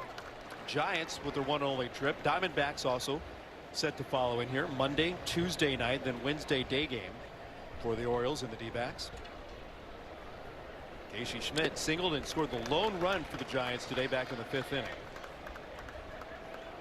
Povich still looks sharp. I mean, the first pitch fastball, middle in, big old curveball right there to get ahead. 0-2, still pounding the zone, still being aggressive out there, working into the 7th inning, which is, yeah, it's not someplace he's been a lot, to be honest with you.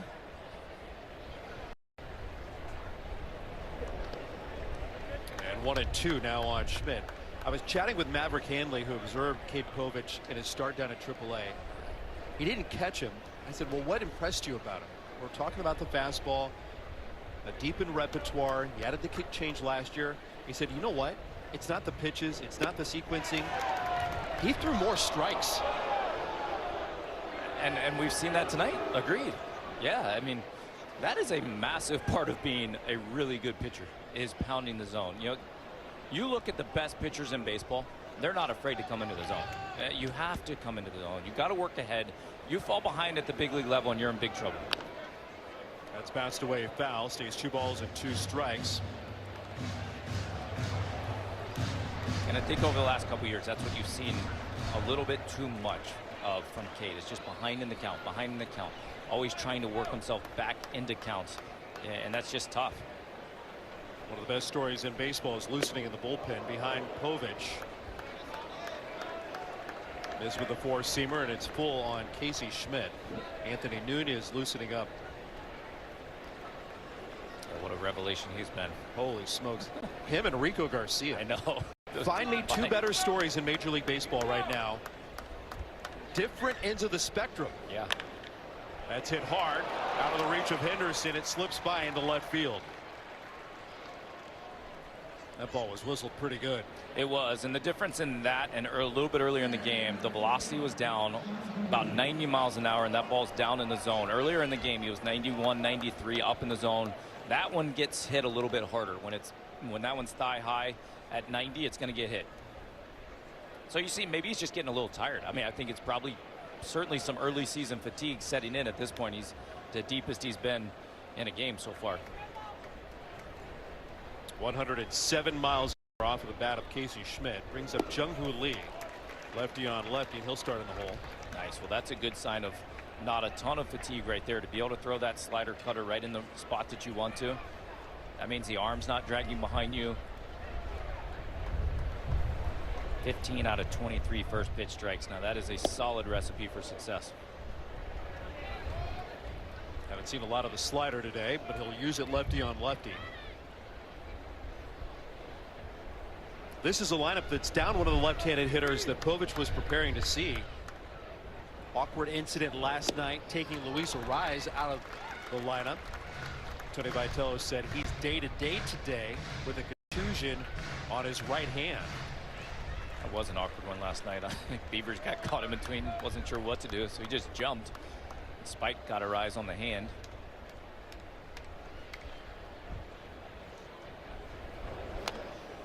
Tapped away.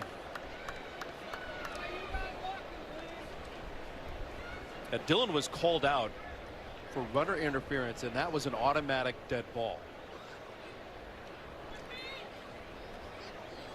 Yeah, there was some confusion on whether that was going to be a double play or not for a little while. That was a ball put in play by Leody Taveras. 2 balls and 2 strikes. There's that slider again. I still like that location with 2 strikes. See if you can get him to chase it. He has controlled his pitch count so well. You see just 1 inning, or 2 out of the 6 innings, 7 innings, over 15 pitches. So that's how you get deep into the game. Extremely efficient. Just off the outside corner. Bumps the count to 3-2. Povich has gone deep. The longest that he has gone, 7 1/3. That was in September back in 2024 when he got his first cup of coffee in the big leagues. 3-2 up the middle. Henderson races to the bag to get 1. He's got 2.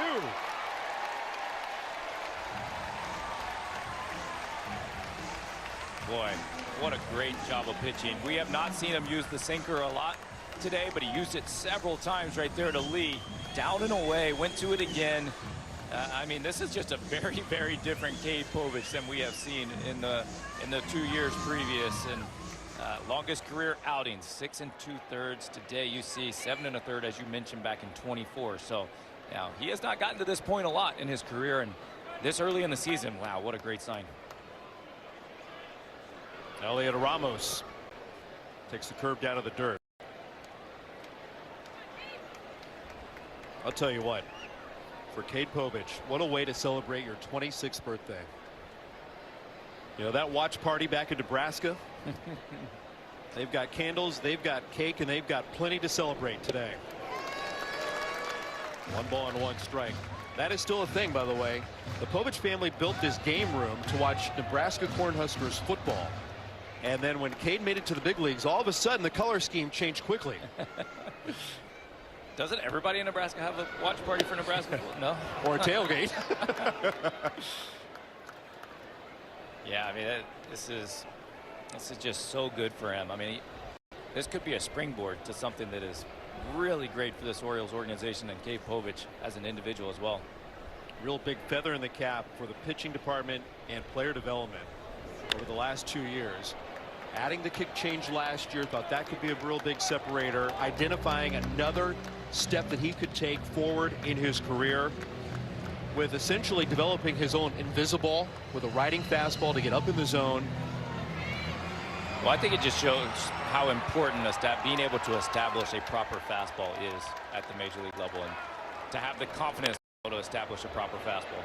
On the line, Ward on the run, reaches out. It's by him, up against the wall. He has to recover.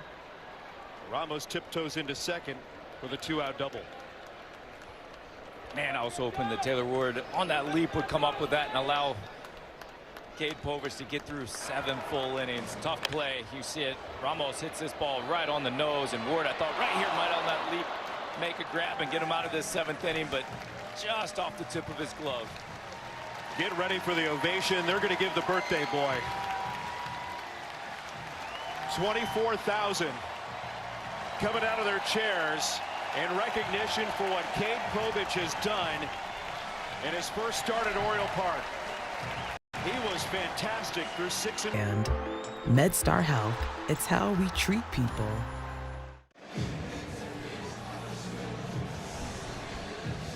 Lefty soaking it in, 6 2/3. Book still open, but 1 run on 5 hits. You didn't issue a walk and 5 strikeouts. What a way to cap off your first true start of the regular season. Man, so good. I mean, you just don't ever know either how they're going to react when they get in that situation. An extra day off. He was so good. Anthony Nunez will come in and talk about being so good. his 7th game of the year. He came in through an inning last night, a couple more punch outs, and man, he has changed the back end of this bullpen early in the season. Look at Drew French. He looks like a proud dad. Yeah, right. Doesn't he? Yes. He's like, so you like that group we got going now, huh? He said, I like everything I saw today. Mm-hmm. Give me more of that. I mean, that's the thing. These coaches, though, they're so invested in these guys, you know, in their success. They work, they eat, sleep, drink it. They lose sleep when these guys don't have success. And Drew French and their whole pitching department, they are constantly grinding on numbers. I mean, I walked in spring training, you know, they've got their own office suite now, and they are always looking at numbers. They're looking at anything they can to make these guys better. This guy is really good. Anthony Nunez, a strikeout of Susac. Did I love making full send diving catches? You bet your season down. As a member, lock in the best seats at the best value all season long. Enjoy unmatched flexibility and discounts, priority access to tickets and events, guaranteed giveaways at the gate, and more. Become a Birdland member today at Orioles.com/memberships.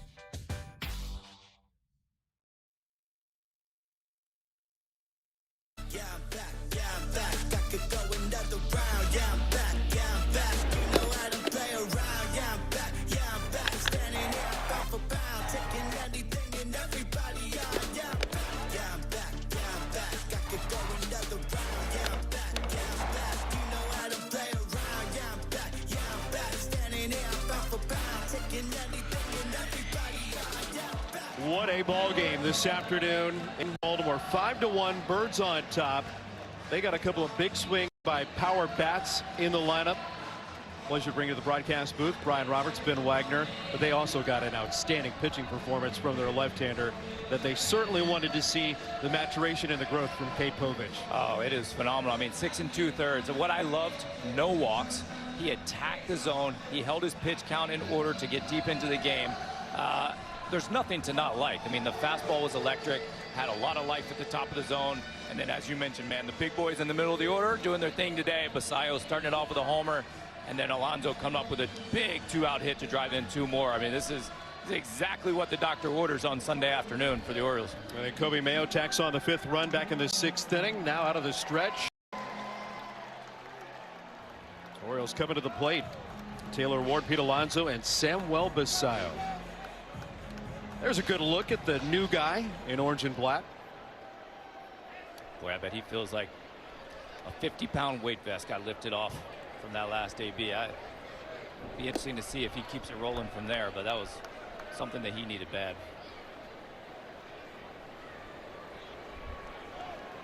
Ward with a single and a run scored back in that 5th inning.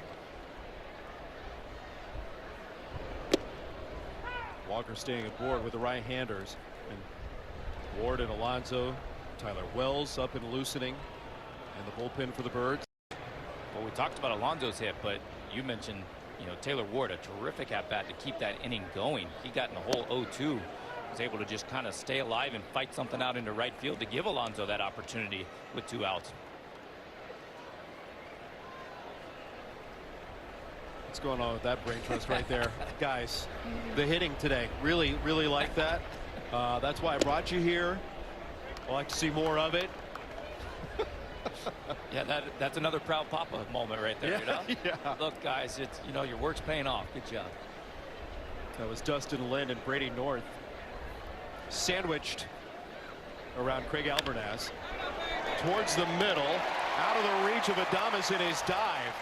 Maddox nicked it with the leather. A base hit for Taylor Ward. He's on base for the 2nd time today. Yeah, he just keeps hitting, I'll tell you. He has been a terrific story so far early here for the Orioles. But man, you know, he stays inside the ball so well. I watched him work in the cage a lot in spring training. Markakis and I sat in their hitting lab with him for probably 30 minutes while he was using his blast motion thing and all sorts of stuff. And he's a real student of all of the analytics. Oh, here he goes. I'm telling you, Polar Bear's about to get hot. He needed that 2-out knock, and first pitch up, aggressive, gets a ball in the zone off a tough righty, and another knock Gunner's happy to see it. He loves to see his big boy in the middle of the order starting to feel it a little bit. Started with a walk, then he hooked that ball down the left field line to drive in a pair, and now he sizzles it back up the middle at 102. It just doesn't take a lot, man, to change things around. You can go 0 for 15 and feel completely and utterly lost, and then get a knock, and next thing you know, you're 10 for your next 20, and you don't even really understand what happened. What cold start. Exactly. Eric Miller coming in for the Giants with his pitching change at the ballpark. Hurt by a big truck? Call 1-800-LAWYERS. Samuel Basallo this season has had a couple of big swings for the Birds. Both of his home runs in this ballpark. The one that he cracked fell just shy of the batter's eye. This one might be more impressive. Going the opposite way into the bullpens and stunning Adrian Hauser with his opposite field pop. Well, that's when Basallo is at his best. When he stays up the middle to left center field with the fastball, you know, take the off-speed stuff, the breaking balls, and then you can pull that out onto the flag court. But man, as a big fellow, when you got that kind of pop, you just use the middle of that field. Goes up against the left-hander Eric Miller and pops up the first pitch. Lee trotting in underneath it, and there's the first out. Ryan Walker responsible for Ward and Alonso aboard. Eric Miller will come in for his 6th appearance of the year. You see the ERA up a little bit early in the season. A lot of Ks though, 13.5 for 9 innings. The slider's really good. 0 for 6 with 4 strikeouts so far on the year against that slider. He's going to feature that a lot of the time, especially to left. He's got a 4-seamer and a sinker. Right here against a righty, he'll probably use a lot of sinker change. Yeah, they pulled Dylan Beavers back in this lefty-heavy pocket. And Jonathan Rodriguez is making his Orioles debut. Promoted from AAA Norfolk this morning.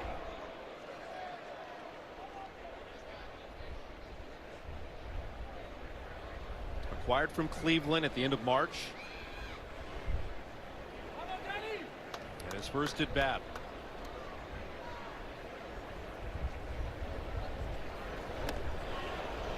One ball and 1 strike on Rodriguez. Got to know Craig Albernaz over the last couple of years, and I said, all right, give me the book on Albie. What's your take on Craig Albernaz? He rocked back in his chair this morning in the clubhouse, and he said, the energy.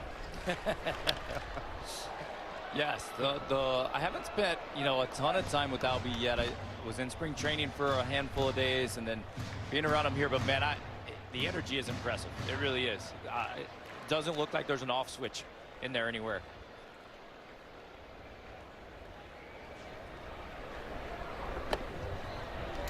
Pitches downstairs. 2 balls and 2 strikes on Rodriguez. I asked Tony Vitello if he got to know Craig Albernaz at the winter meetings at all, if there's any text thread going on with new guys. He said, I don't know him, but right away when you're around his vibe, you know he's a baseball guy. And he said, you know, Craig Albernaz isn't shy about showing up to the ballpark every day with the same energy, ready to grind, ready to go every day. He's going to come to the ballpark and do things the right way. He said you get that from him right away. Rodriguez turns on the 3-2. Well, and as a team, when your leader brings that energy, when he comes prepared every day, when he wants to grind with you, it's a long year, man, and you need somebody to set that tone, and ideally it's the man at the top, and I think that's what Albie's bringing for sure. 3-2 to Rodriguez, fouls it back. We talked about how young this staff is, and you know that can be, sure, you can look at it from a negative side in some ways of, man, there's not a lot of guys who've been there over the course of lots of seasons, but on the positive side is it's a ton of energy. It's a lot of really, really good energy, and I love that. 8th pitch in this debut at bat will go to a 9th. Yeah, terrific at bat he's putting together right here. Seen pretty much everything that Miller has to offer. He's seen the fastball up at 97, some sliders. Miller closed out the win in San Fran against the Phillies on Wednesday afternoon, and he loses Rodriguez after that lengthy battle. The changeup will walk the bases loaded. Oh, great AB. Great job by Albie to get him in there and give a little better matchup probably than Beavers had left on left. You know, these are the things throughout the course of the season. You've got to be able to use your bench. You've got to be able to match people up in certain situations to allow your offense to succeed. The red-hot Leody Taveras takes upstairs. Single, a double, a run scored today for Leody.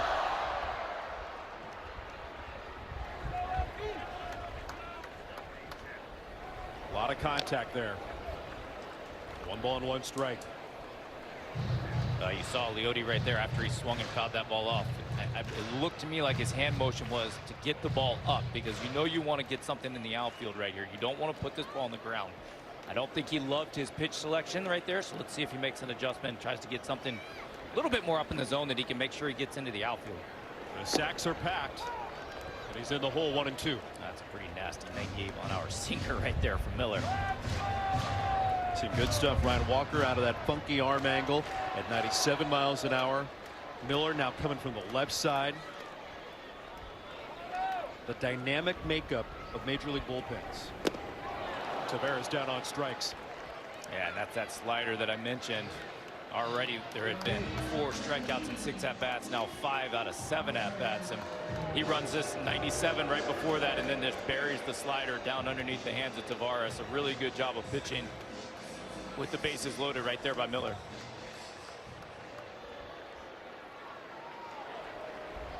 Lefty on lefty.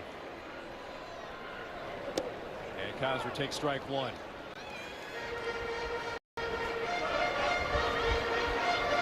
These are the at-bats for Kaiser that, you know, if you really want to be an everyday guy at the big league level, you're going to have to grind through these ABs. And his last at-bat, he struck out against the lefty.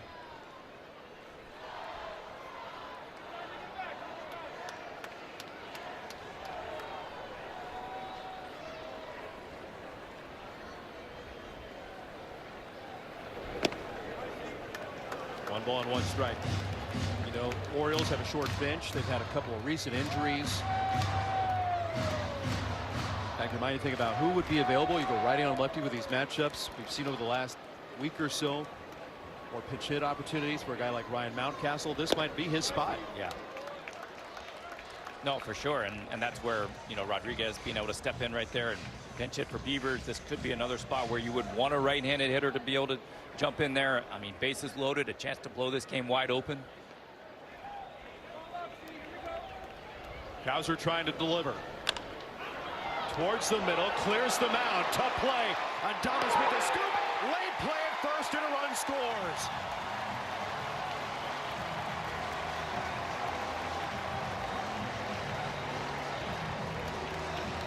Look, sometimes you just put the ball in play.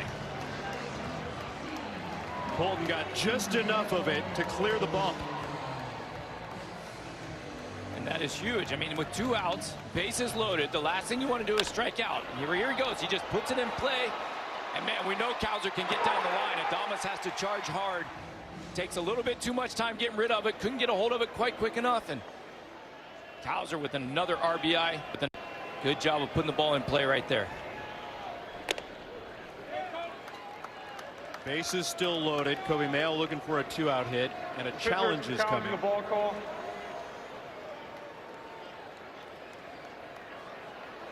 Giants are challenging this ball call. And a tie. The ball, San Francisco is out of challenges. No more challenges remaining for the Giants.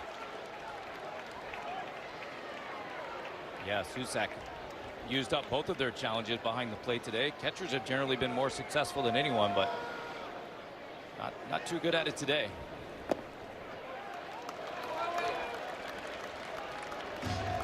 Kobe's put himself in a nice hitter's count right here. Bases loaded, 2-0 count. I mean, you gotta sit on that 97, 98-mile-an-hour sinker, maybe get it up just a little bit. He'll drive it over the head of Devers into foul ground, retreating to make the play. Tough one for Rafael Devers. Birds back on the board. Colton Kaiser. For your heart. See how you can help at davethomasfoundation.org. Sure on the O's Saturday, April the 25th against the Boston Red Sox. Be one of the first 20,000 and score an Orioles hockey jersey presented by Lido Pizza. Buy your tickets now at Orioles.com/tickets. That thing is sharp. Please, the hands are out, begging. Can I have one more cotton candy? Can I have one more cotton candy? We have seen a lot of sugar today out there, I tell you. I love it, though. I'm going to crash about 6 o'clock. I'll be asleep on my airplane tonight, no doubt. Tyler Wells will be the new Orioles pitcher. The 7th game of the season so far, 7 2/3 innings, at 10.6 strikeouts per 9 innings, no home runs allowed. He has been throwing the ball very, very well as of late. 3 straight scoreless outings after allowing runs in his first 3.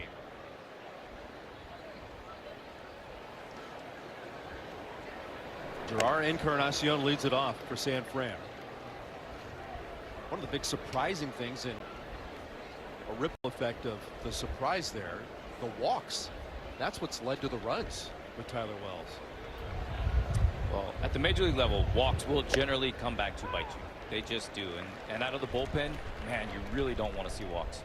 But you know, the arms are so good. Usually out of the bullpen, they come in, they start pounding, and that's what he's done certainly better the last couple outings. JT Brubaker loosening up for Tony Vitello.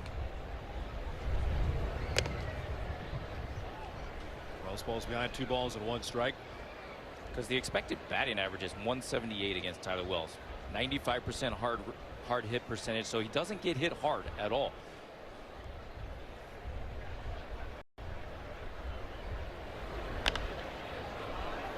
Weak fly ball near the line.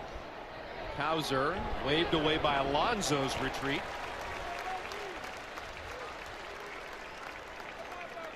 Let's have a look at our Xfinity power connections as the Orioles get into the bullpen, where they have had a fantastic month of April with the guys following the starting rotation.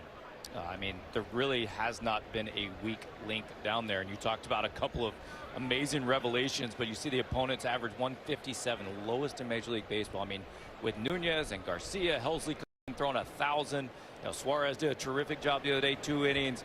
You see Yennier Cano out there, he's been dealing again. This bullpen has turned into a massive strength for this Orioles ball club so far in April. Kristen Koss with a lazy fly ball into the triangle. Taveras shots away Gunnar Henderson, and there are quickly a couple of outs. You know, it's what's so fascinating about Major League bullpens. From year to year, you have no idea what you're going to get a lot of times, you know, and I don't know that anybody coming into this season, that the experts, the pundits, whoever was going to go rank the Orioles bullpen as an elite tier bullpen. But man, all it takes is a little bit of confidence. You get some of these guys, you give them a chance, and next thing you know, they take off, and that's what we're seeing. And I think the Helsley signing is huge to solidify the back end. At least the 9th inning was a great move. Yeah, closer by committee rarely works. Yesterday, another prime example of why the entire unit is shining right now. Covered 4 2/3, 5 different relievers in the last 4 1/3. No runs allowed. Didn't issue a walk, and went 2 over the minimum against the final 15 hitters. Yeah, we just saw Albie. I mean, you tip your hat to him. He's done a really good job of managing that bullpen too. And you know, when you're a first-time manager, I actually think that's probably the hardest part of the game, is figuring out how to manage and utilize your bullpen. And he's done a terrific job of it so far. The mixing, the matching. Obviously, you got to play some numbers, but you also got to take the hot hands. And you look at the way the way he's used Nunez so far. I mean, nobody saw that coming. He's turned into, you know, maybe your greatest weapon. That one just missed. Series opener, Yennier Cano, Albert Suarez, they combined to retire 9 of 10. So it's not only one and done in specific matchups. A couple of guys going up, giving you up downs in different scenarios depending on their availability. Well, I think there's some really good different looks from guys out there too. You know, you see Helsley getting that right arm ready to hopefully fire some hundreds out there if he needs to. But there's a lot of different looks, you know, and that's what you want from a bullpen, in my opinion. You want some push pull, you want some firm, you want a little bit of good breaking balls, you need some left and right mixes. That's smoked and just checks in fair. A base hit rippling up the left field line for Willy Adames. And a 2-out double for the Giants. This is an incomplete bullpen too. Dietrich Enns is saddled with the infection in his foot. They've been battling that in Pittsburgh. left the team, got antibiotics injected into it. He's feeling better, started to play catch. Still without the services of Keegan Aiken. Andrew Kittredge hasn't been available since the start of the year. All the more reason why nobody really thought this bullpen was necessarily going to be a strength right away. When you lose Kittredge, when your primary lefty in Aiken from the last couple years is out. But man, guys have just stepped in, filled that role. You know, talking to Inns yesterday, he was like, I have no idea what happened to my foot. It was very bizarre. But he said he's feeling quite a bit better, which is great. You know, when you start to, here's the crazy part is when Aiken comes back, Kittredge comes back, you know, you've got some serious decisions and then you got to make down there because everybody's doing their job very, very well. That was Rico Garcia in the middle of your screen just a second ago. Big swing and a miss by Rafael Devers. But those are good problems to have. They are great problems to have. Assets. Yeah, can never have too many of them. Not on the mound, that's for sure. Tyler Wells, that was a terrific changeup he just threw. And the 0-2 to Devers. This with the cutter. That is such a hard pitch to, for one, you can't hit it. So you almost take it knowing you can't hit it. That backdoor cutter that kind of starts off the plate and then tries to catch the outside corner.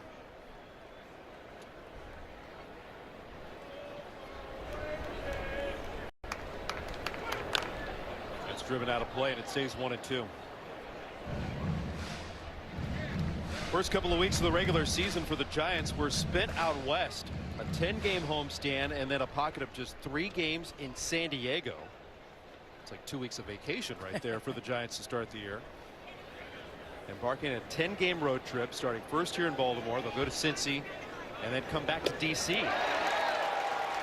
Devers is going to the dugout. Tyler Wells with the strikeout and another scoreless. H&R Block Virtual Tax Prep.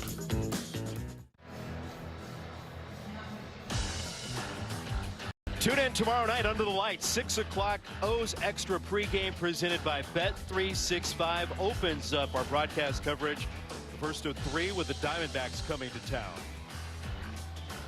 Tuesday we'll do it again. Wednesday afternoon, more noontime 9s. Make sure you're awake and ready. Okay, buddy? That's good living right there. That is solid right there. In the lap with a passy, kicking back. Well, JT Brubaker will be the new pitcher for the Giants, appearing in his 7th game of the season, 7 1/3 innings so far. Allowed 1 home run. His last outing was on Friday against Baltimore here at Camden Yards. Went 2/3 of an inning, walked 2, struck out 1.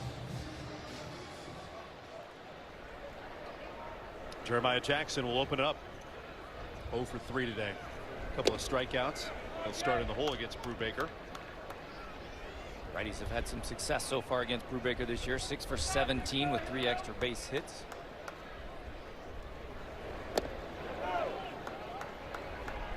Good take on the sinker at 95. He's got a 4-seamer, a sinker, slider, cutter, changeup. Used a little bit of everything. Weak grounder, left side. Sliding stop from his backside. No chance. Jeremiah Jackson picks up a skidding infield single. Oh, that's a beauty right there. That is a peach, we like to call it. And there's a sinker up in the zone and just kind of tops it. Brubaker trying to at least show that pitchers are somewhat athletic, but that's a tough one. Try to get it off his peach.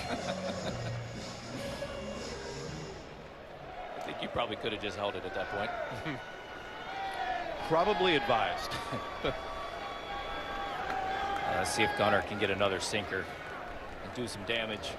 Couple of hits today already for Gunnar. Hasn't left the ballpark. He's hit home runs in 4 out of the last 5 games. Got an infield single and laced one into center. Came in to score. Added a stolen base.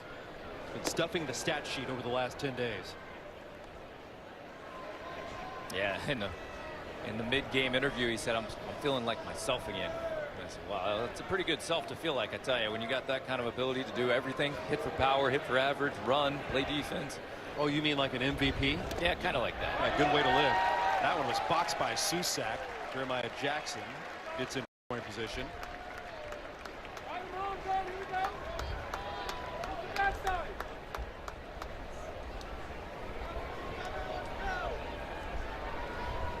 Wild pitch on the scoring decision. By the way, speaking of scoring, I initially thought that the ball that Gunnar hit down to first base that ricocheted out of the glove of Rafael Devers was scored as a base hit. It did go down as an error.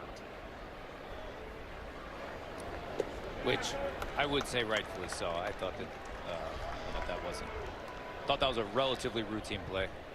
The first one he's hit in the first game was scalded, and he didn't get a knock out of that one.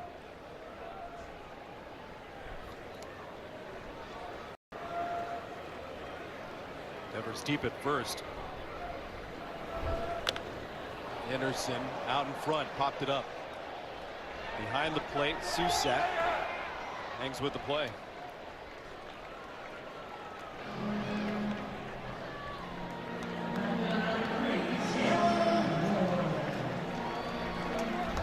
Well, it's going to be in. There's a pop-up by Gunnar Henderson. Straight up the chute, and home plate umpire Chris Siegel almost got in the way. Susak trying to push him out of the way so he can make a play.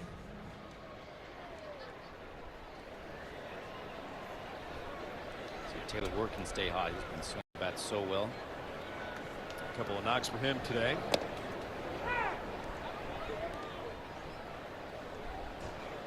I don't think I realized probably how much he uses the whole field the way that he does that. You know, being a big guy with a lot of power, he has shown me and impressed me a lot with the way he uses right field, right center field so far early in this season. 21 for 59 to open up the year. Major league lead coming in with 10 doubles. Out front, 2 balls and 1 strike. Somebody that doesn't have eye-popping metrics on the outliers. You know, it's not like this huge swing speed that he possesses. He just gets everything out of every cut that he takes.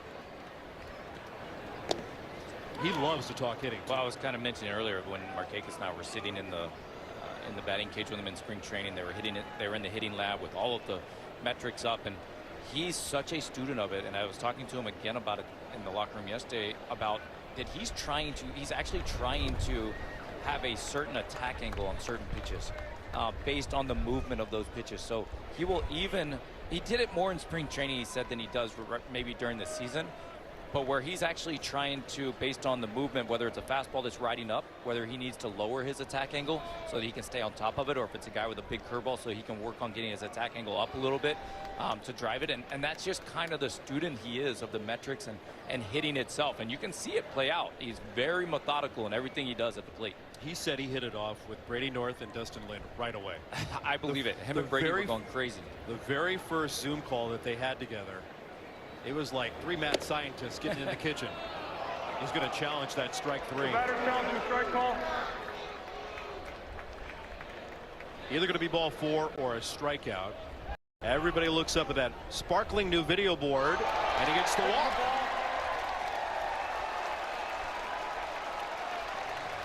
Well, and that's the second one he's gotten right today, Taylor Ward. He's had 2 of them overturned. And man, and see, that's where I say I'm such a fan of this, because as a hitter, that's your living. You just went from a strikeout to a walk. That is a massive difference, not only for a team. Look at this. Look at the cheer block. The Taylor Ward cheer block. Oh, man. They love it. You were talking about, though, I mean, him and Brady North, they were going crazy like mad scientists in that hitting lab. They were talking all sorts of crazy numbers. Spin rates and how the ball's going to carry and attack angle and launch angle. I mean, some just dig it and they eat it up. It's great. Lonzo takes low. 1 ball and 1 strike. Look at that scorecard. I mean, you love to see that for Big P today. You know, it started with just a kind of what you might think as an innocent walk. But man, those 2 hits are huge, and I really believe that you'll be able to just feel and see a load off of his back right now. The 1-1. Up and in, and the Orioles will challenge again. Yeah, I didn't like that call either. I do think he's going to win this one. He loves this. He's one of the more active Orioles using ABS. I mean, and this is the thing, like, this is not against umpires because they're right a lot. I mean, a vast majority of the time, but hitters are pretty darn good too, and it's frustrating when they're called against you. Evens up the count with a swing and miss. Love the early walk by Pete. He hooked the double to drive in 2 in the 5th inning. Stayed up the middle with his second hit. Yeah, and I think he's going to try to do the same here. I mean, obviously you got 2 strikes. You just got to go into fight mode. Try to stay up the middle, right center field. Yeah, good take on the fastball up right there.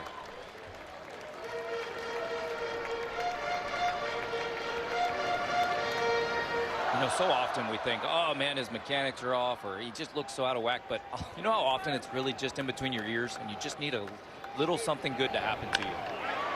Hit hard towards short, scooped by Adames. The shot put to second and on to first to get the Giants back to the plate. To the 9th we go. Orioles on top 6. Stats.org/Gabby's Dollhouse. O's upcoming schedule is being brought to you by Science and Kirk. Injured in an accident? Call Science and Kirk or visit youhavealawyer.com. Remember, you have a lawyer. There it is. 3 more at home and then on to the road. Hopefully warmer weather. Cleveland, Kansas City. Please. You might be begging right now. Please. Yeah, not sure it's going to be smoking hot over there, but no. Let's hope so. Let's hope so. How about the road trips for the Orioles in the first month of the season? You go to Pittsburgh, you go to Chicago, next up Cleveland, and then KC. Yeah, it's not the most favorable draw I've ever seen. No. Matt Chapman hitless today. But then again, talking to the Giants guys, they leave here and go to Cincinnati, and then from Cincinnati go back to DC. Yeah, I don't know how much sense that makes either. Chapman with a high fly ball deep to left. Ward underneath it has a play. And there's one away. Yeah, long road trip for them. The Orioles have 3 three-city trips coming up over the course of this year. Those are long ones. They really are. Yeah, you got to. Those you're just hoping maybe go 5-4. Try to keep it somewhere around that 500 mark. Greg Elbass 2 outs away from going over 500 again. There's Casey Schmidt. A couple of hits. Well, off the 5th inning with a base hit, then started the 7th with a single. Yeah, the only guy really that had much success against Povich today.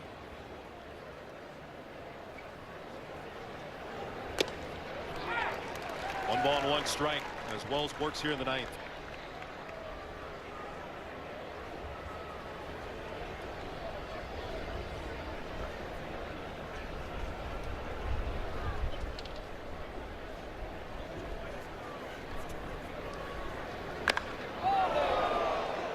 That smoke down the left field line, and it hits the pole. It is gone for Schmidt. Well, he's having success early and late in this ball game. A solo round tripper for the first of his season. Yeah, he is now 14 for his last 29. I mean, he got off to a pretty dreadful start the first few games, but he has been locked in as of late. And right here you see the changeup just kind of hanging in the middle of the plate. This is a bullet. It was loud off the bat. The only question was whether it would stay fair or not, and right off the middle of that fair pole. I would say the back feels a lot better from where it was at the start of the season. He came out of the gate a little banged up with a back issue and has completely left that in the rear view. Got yelled at by his teammate. You know, it was a rough start, but starting to feel it a little bit. Yeah, it's not exactly smooth sailing for the Giants at the start of their year. There's a lot of newness going on. There's a lot of new ways of thinking about how to get things done too. But there's still some old school in that clubhouse. And Matt Chapman barked at him. Yeah, they've just had trouble scoring runs. I mean, their offense has not been great. Pete with the sprawl. Wells covers the bag. 2 down. Well, you mentioned it earlier that, yeah, Pete's bat wasn't red hot so far, but he's done all the little things still. He's played good defense. He's run the bases. He's done the little things, and his bat's been really good today. And here he is making another solid play down that line. Corrals it, takes his time, knows he's got plenty of time, gives a perfect feed to Tyler Wells, a little glove slap. I mean, if you want somebody to bring the intensity, you want somebody to bring it every single day, that is exactly what Alonso does. He brings it every day. He cares about the little things, and I love that about him. You know, there was the story in spring training about how they were doing fundamentals, and it didn't go all that well, and he brought everybody in and said, let's do it again. And you just don't see that too often in spring training. Certainly not a veteran guy. How do you win? How do you win the right way? Jared Oliva is pinch hitting for the Giants here with 2 outs. And Pete even said it in his introductory press conference. The new Orioles way. Well, and really it's back to the old Orioles way, and in so many ways of Cal Ripken Sr. and back in the day how they did things was just so fundamentally sound, and that is over 162 games. It's going to pay off, and it will win you a lot of games if you do it the right way. That includes running the bases, right? It includes playing defense. It includes picking each other up and showing up every day, and Pete's a great guy to lead in all of that. 24,000 plus out of their chairs, ready to cheer on the Orioles. Up 6-2 here in the 9th. And the 1-2 poked out of play. Good pitching with Arizona coming to town. Ryan Nelson, Eduardo Rodriguez, Mike Soroka, kind of a resurgent Mike Soroka. A couple of starts already this year. Double-digit strikeout totals lined up in that series to face the Orioles. Yeah, they got some electric position players too. When you look at Marte and Corbin Carroll, Perdomo, some of those guys, they can play. Oliva up the middle. Taveras is there to finish the ball game. And a very well-rounded winning edition of Orioles baseball today. They had a couple of big swings from Basayo and Pete Alonso, and they got tremendous pitching from their lefty Cade Povich that teed up the win. And the Birds are back above 500 as they take 2 out of 3 over the Giants. Well, that was just a great all-around performance. I mean, you see Basayo right there, got the Orioles on the board with that 2-run homer.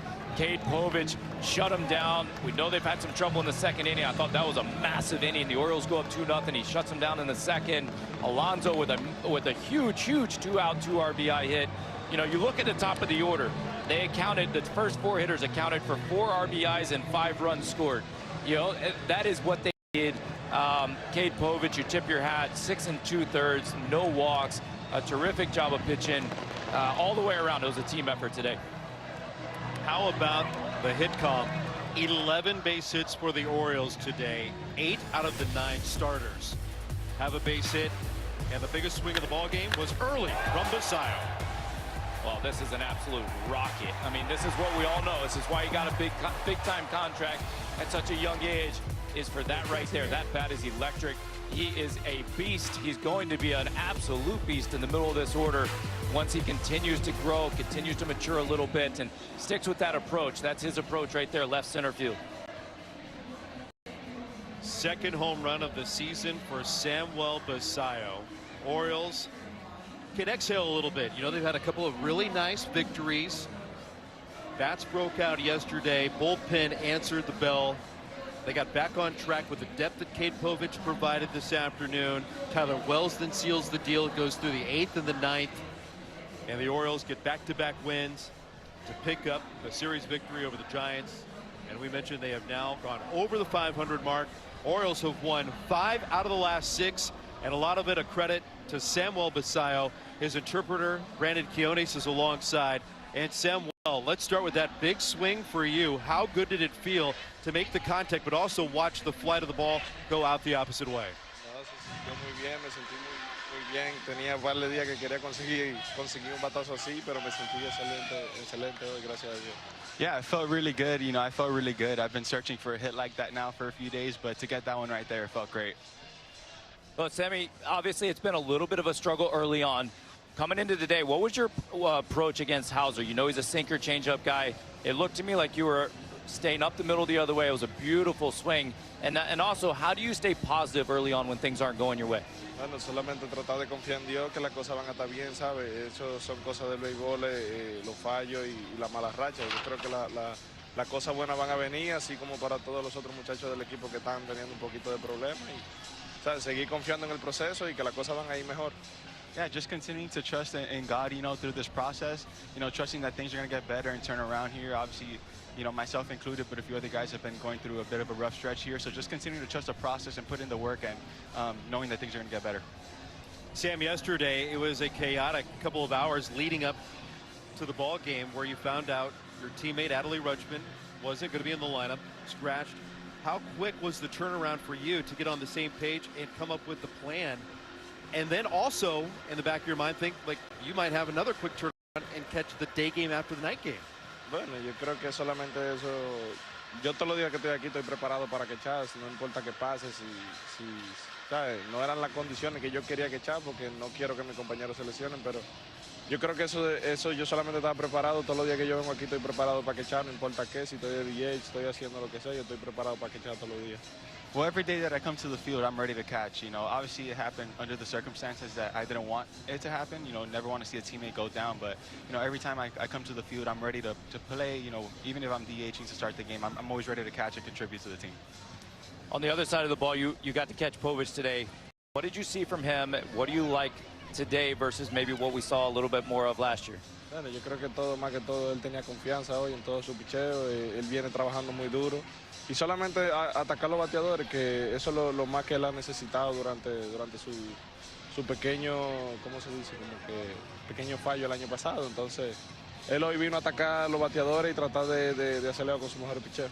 Yeah, more than anything else, he had a lot of confidence out there today in all his pitches. He was really attacking hitters, and I think, you know, last year when he was struggling a bit, he went away from that. So it was great to see him go out there today, be aggressive, and attack those hitters.